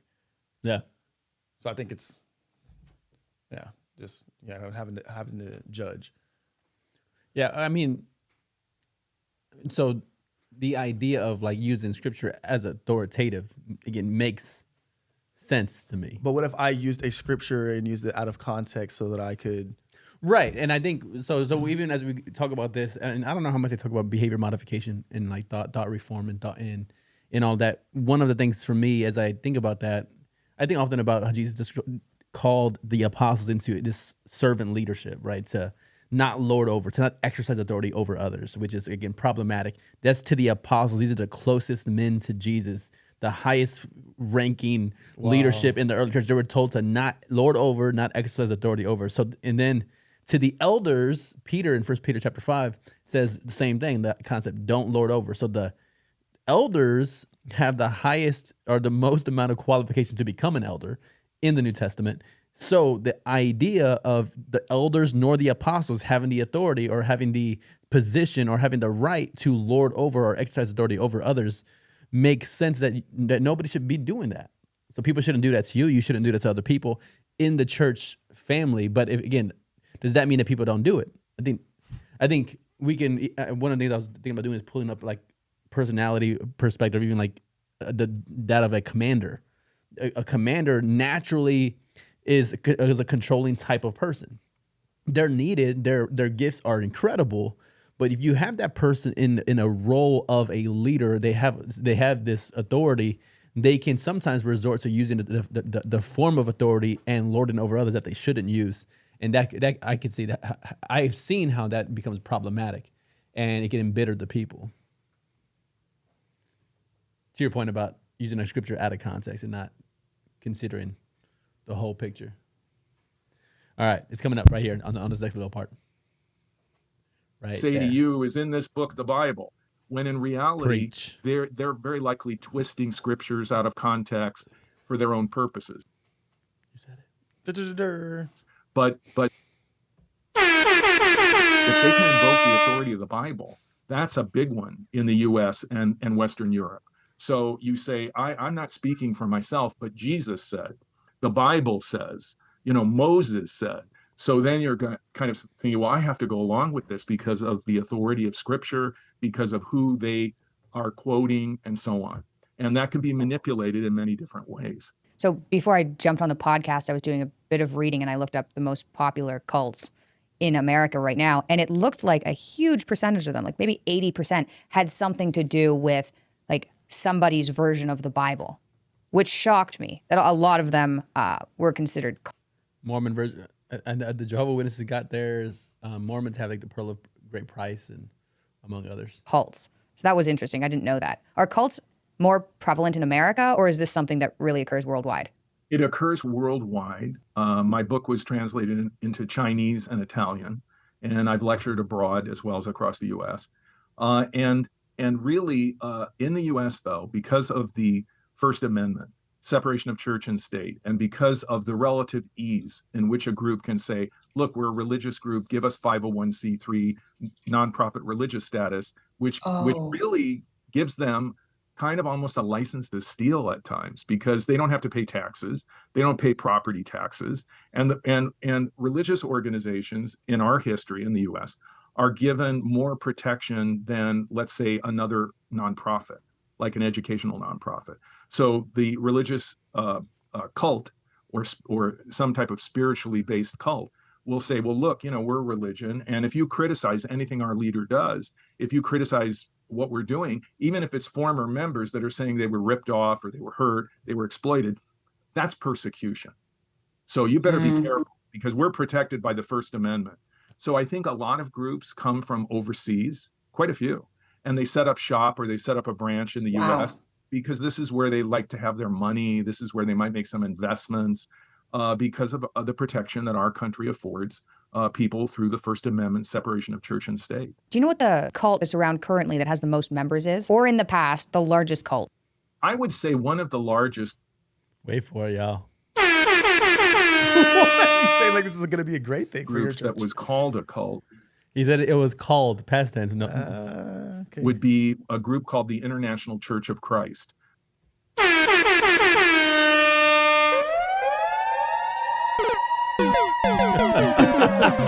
I keep pushing that one. That's not the one I wanted. All right.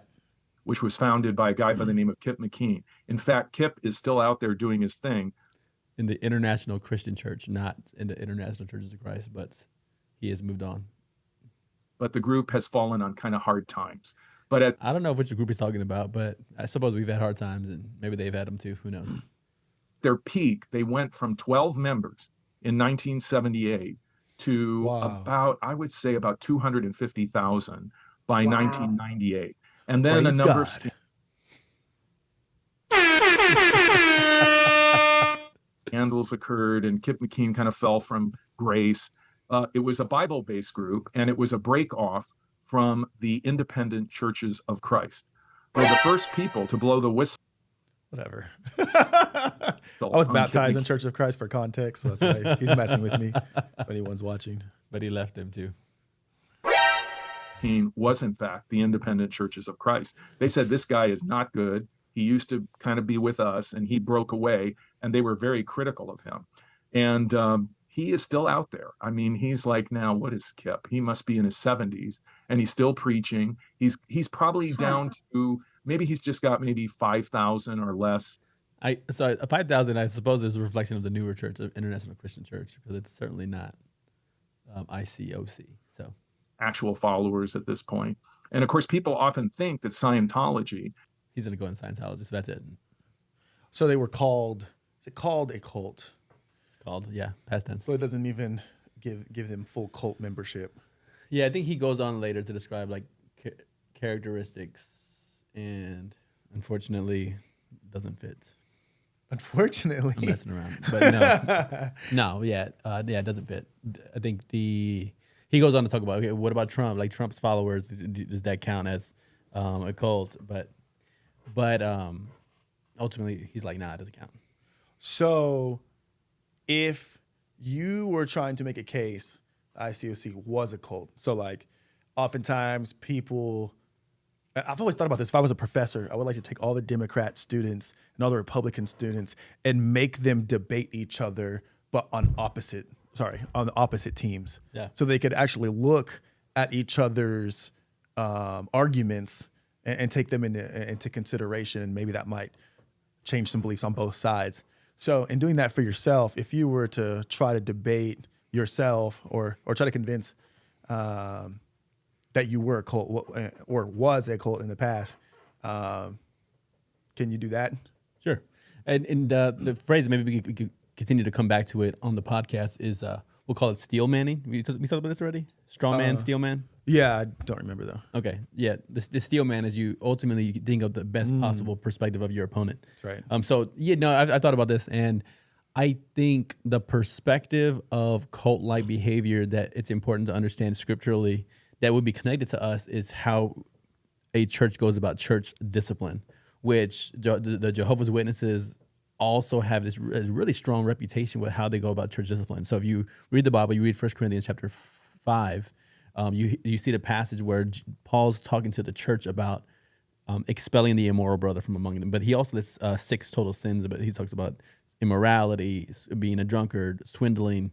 The other one was, I'm spacing on it right now, greed, and in 2 others. So he talks about these sets of sins that he's saying the church is called into action to expel the immoral brother or this kind of person from the fellowship, to the point of, if they consider themselves a brother, or a Christian, a believer, but then they're participating in what he's describing as egregious sins, then the church is to take action. And he even goes on to talk about the example used was with such a person you don't even eat.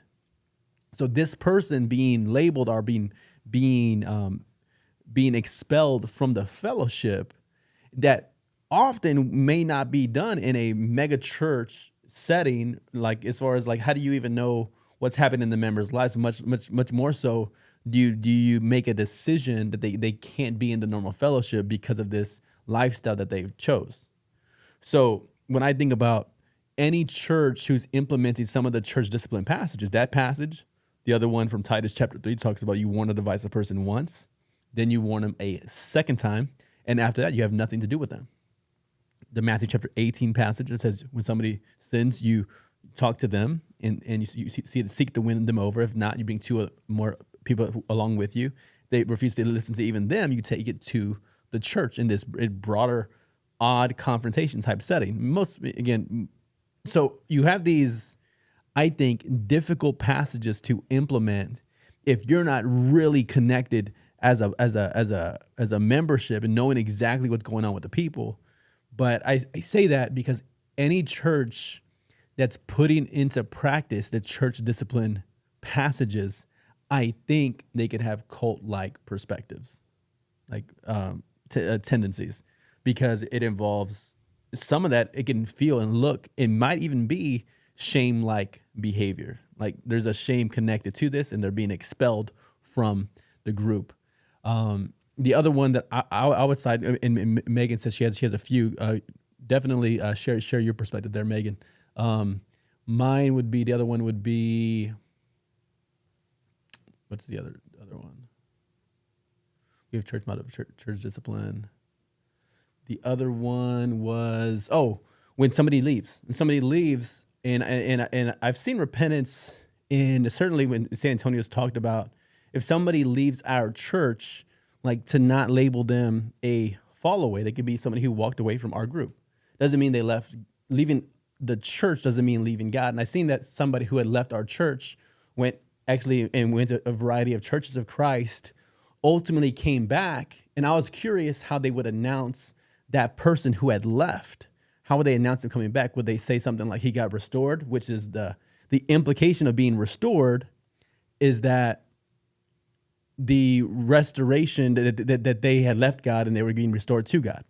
But the other side of it is if they placed membership, then they were always with God. They were with God as they were in the Church of Christ and came back. So they announced it as a placed membership. In other words, they were always with God apart from us.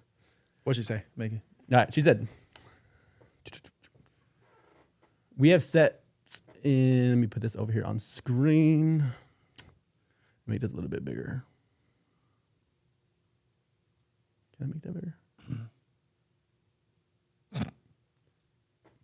Says we have set in and out ways we are baptized and very strict culture that makes it feel like sin, but it's actually just our church culture. Yeah, I'm curious your examples on some of those.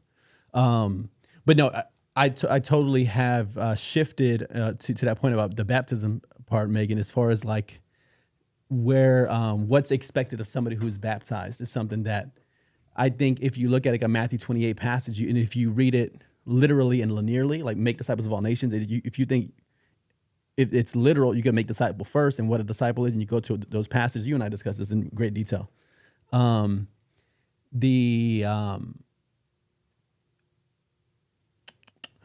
you think you make disciples before they're baptized, they have to do a whole lot before they're baptized. You make disciples of all nations, baptizing them, then you're called into this greater expectation pre-baptism, which again, I've shifted where I land on that as opposed to just more of a repentance in baptism to repent, that interchange and be baptized, as opposed to a whole lot of other stuff that would be the made into a disciple piece.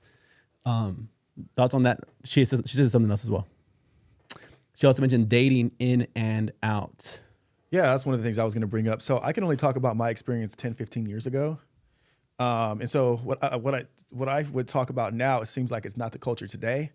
But yeah, it's for sure, like you have to go through these studies and you can only get baptized when the person that you're studying the Bible with has determined you repented sufficiently. And then you can be baptized. Yeah. Another one would be like she's saying, Megan, you cannot date outside of the church, because if you're not a part of the Mission Point or National Church of Christ, we either determine that they are not saved or we're not sure if they saved. So better than even like give it any kind of chance, like you're only allowed to date at our church. If you go to another church, then like they're not a safe church. They don't believe the right things like we do. So therefore, you're not saved going to that church. And for context, for like people who are tuning in, Matt does not go to an International Church of Christ. He doesn't go to the church I go to. He goes to an evangelical church here in town, although he was baptized in the Church of Christ. Correct. And I do consider him a saved brother with the Holy Spirit. Right. Again, I'm talking about 10, 15 years ago. Yeah. I think a majority of that has all changed. And then the another one that was back then. The dating one. Maybe we should do a do next week's.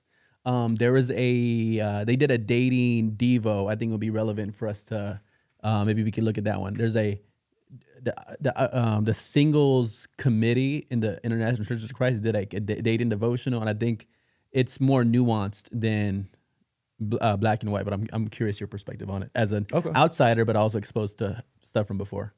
I have no idea what exactly you're talking about, but I think you're doing that on purpose so I can have a natural reaction to it. Yes. Okay.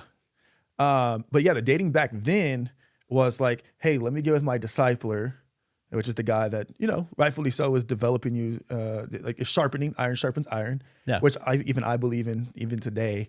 But it was like he had full authority, was what I felt like, on who you could date.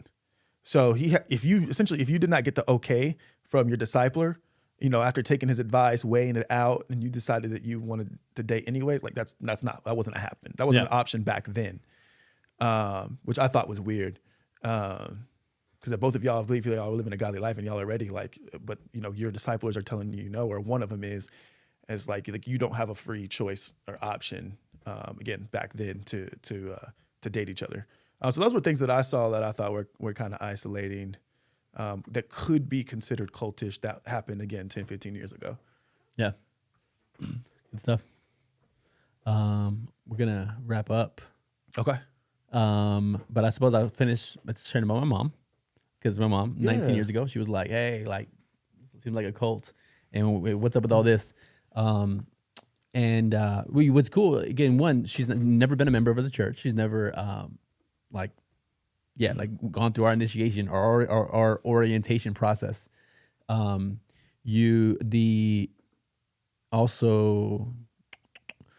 So she's never been a member, but like the amount of love she has for the church, and even she's given the church even building access to use one of the buildings she had purchased to use for worship, which we were using in the south side of town.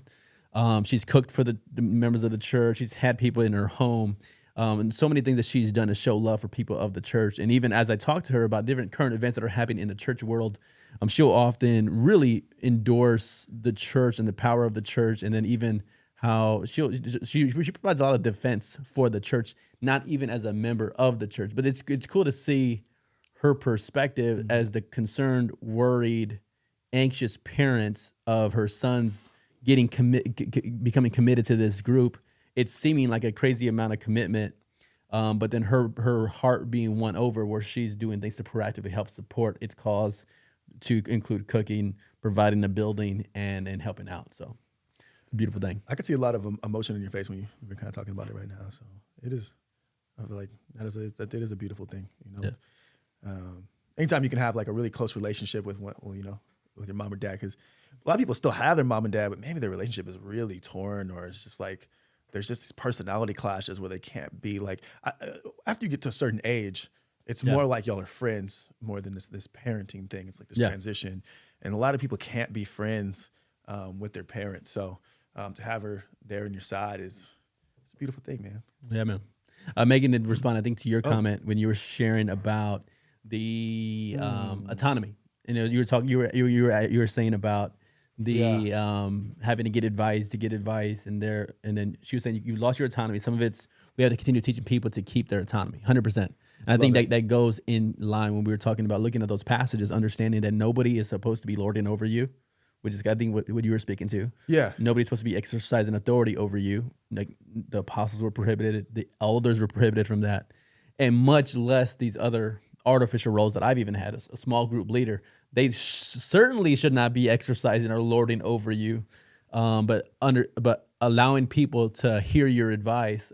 I still, the Proverbs still elevate and exalt advice, but making sure people know it's their choice to make, and they can make that choice. So 100% Megan with the idea of helping people to maintain that autonomy. Yeah, one of the ways that I've evolved my thinking is like, hey, if God gave us free will of choice, then who are we to say that we're bigger than God to like force people to do things, right? Like he lets us mess up and take our L's. Yep. And definitely there's punishments for it. So like, let's not think we're bigger. We can do something better than God, and then to force people to do things. So yeah, 100% agree. Right. Thanks, Megan. God show will let us walk off the cliff, and yeah, for real. so the idea of being okay with that is also can be super difficult. Yeah. But still relevant and needed. So you think about the early church and everything they went through, man. You read 1 Corinthians, you're like, man, like they were just wilding out, So it seemed like they hadn't been. Oh, that's true. Like Yeah. when you look at apart from even the egregious sin, but again, they're suing each other, they're quarreling, they were overemphasizing men in leadership, they were eating food sacrificed to idols, they were not thinking about the impact that it would have on people around them. So you're looking at, again, getting drunk on during the communion time. There all these problems they had in that early church. Wow, getting drunk during communion time? Bro, like, yeah, read 1 Corinthians 11, you'll see that, yeah. So all that to say, good talk. I know we covered number one. We covered what was the first one we did? The first one was the vacation, volunteering. Yeah, the evil associated with volunteering. Then we covered the toxic Christian YouTube space that we're kind of entering into. We're not anybody right now. We got like a couple subscribers over there. But anyway, we're picking that up. And then the last one, which was signs you may be in. They're right. The cult expert exposing Christian churches. All right, Matt, you gonna close us out? I did it last week. It's your turn. I opened us. Okay, you wanna close us out? All right. I feel like Let's do a combination. We'll do some teamwork. All right, everybody. I'm gonna wrap this up. Yeah. And it's important to understand that the apostles weren't to lord over others. Mm-hmm. The elders weren't supposed to lord over others. Mm-hmm. It's important to understand when you serve, you're serving Jesus. Matthew chapter 25. Good point. It's important to allow people to make stupid decisions like God did even in the early church. You see, like Acts chapter 6, and there's some racial profiling with widows being overlooked in the daily distribution of food. You saw problem after problem in that early church. They were adding stuff to the gospel in Acts chapter 15. There's a lot of problems they were having. But I think it's a beautiful thing where God lets us choose. Yes. So the choices you make, we want to encourage you that you choose to look at that from a Christian perspective. We do believe that John 7 says, anyone who chooses to do his will find out if it's from God, if it truly is divine, if it's supreme, if it's sovereign. Always remember that it's the heart of things. Where is your heart at? Is it for your own self-glory? Is it for your own love of yourself? Say that I did a good thing? Or was it genuinely because you wanted to serve Christ and you wanted to serve and love others? There's always a gray area. Got like 3 seconds. That is the Christian Take Podcast. Did I make it?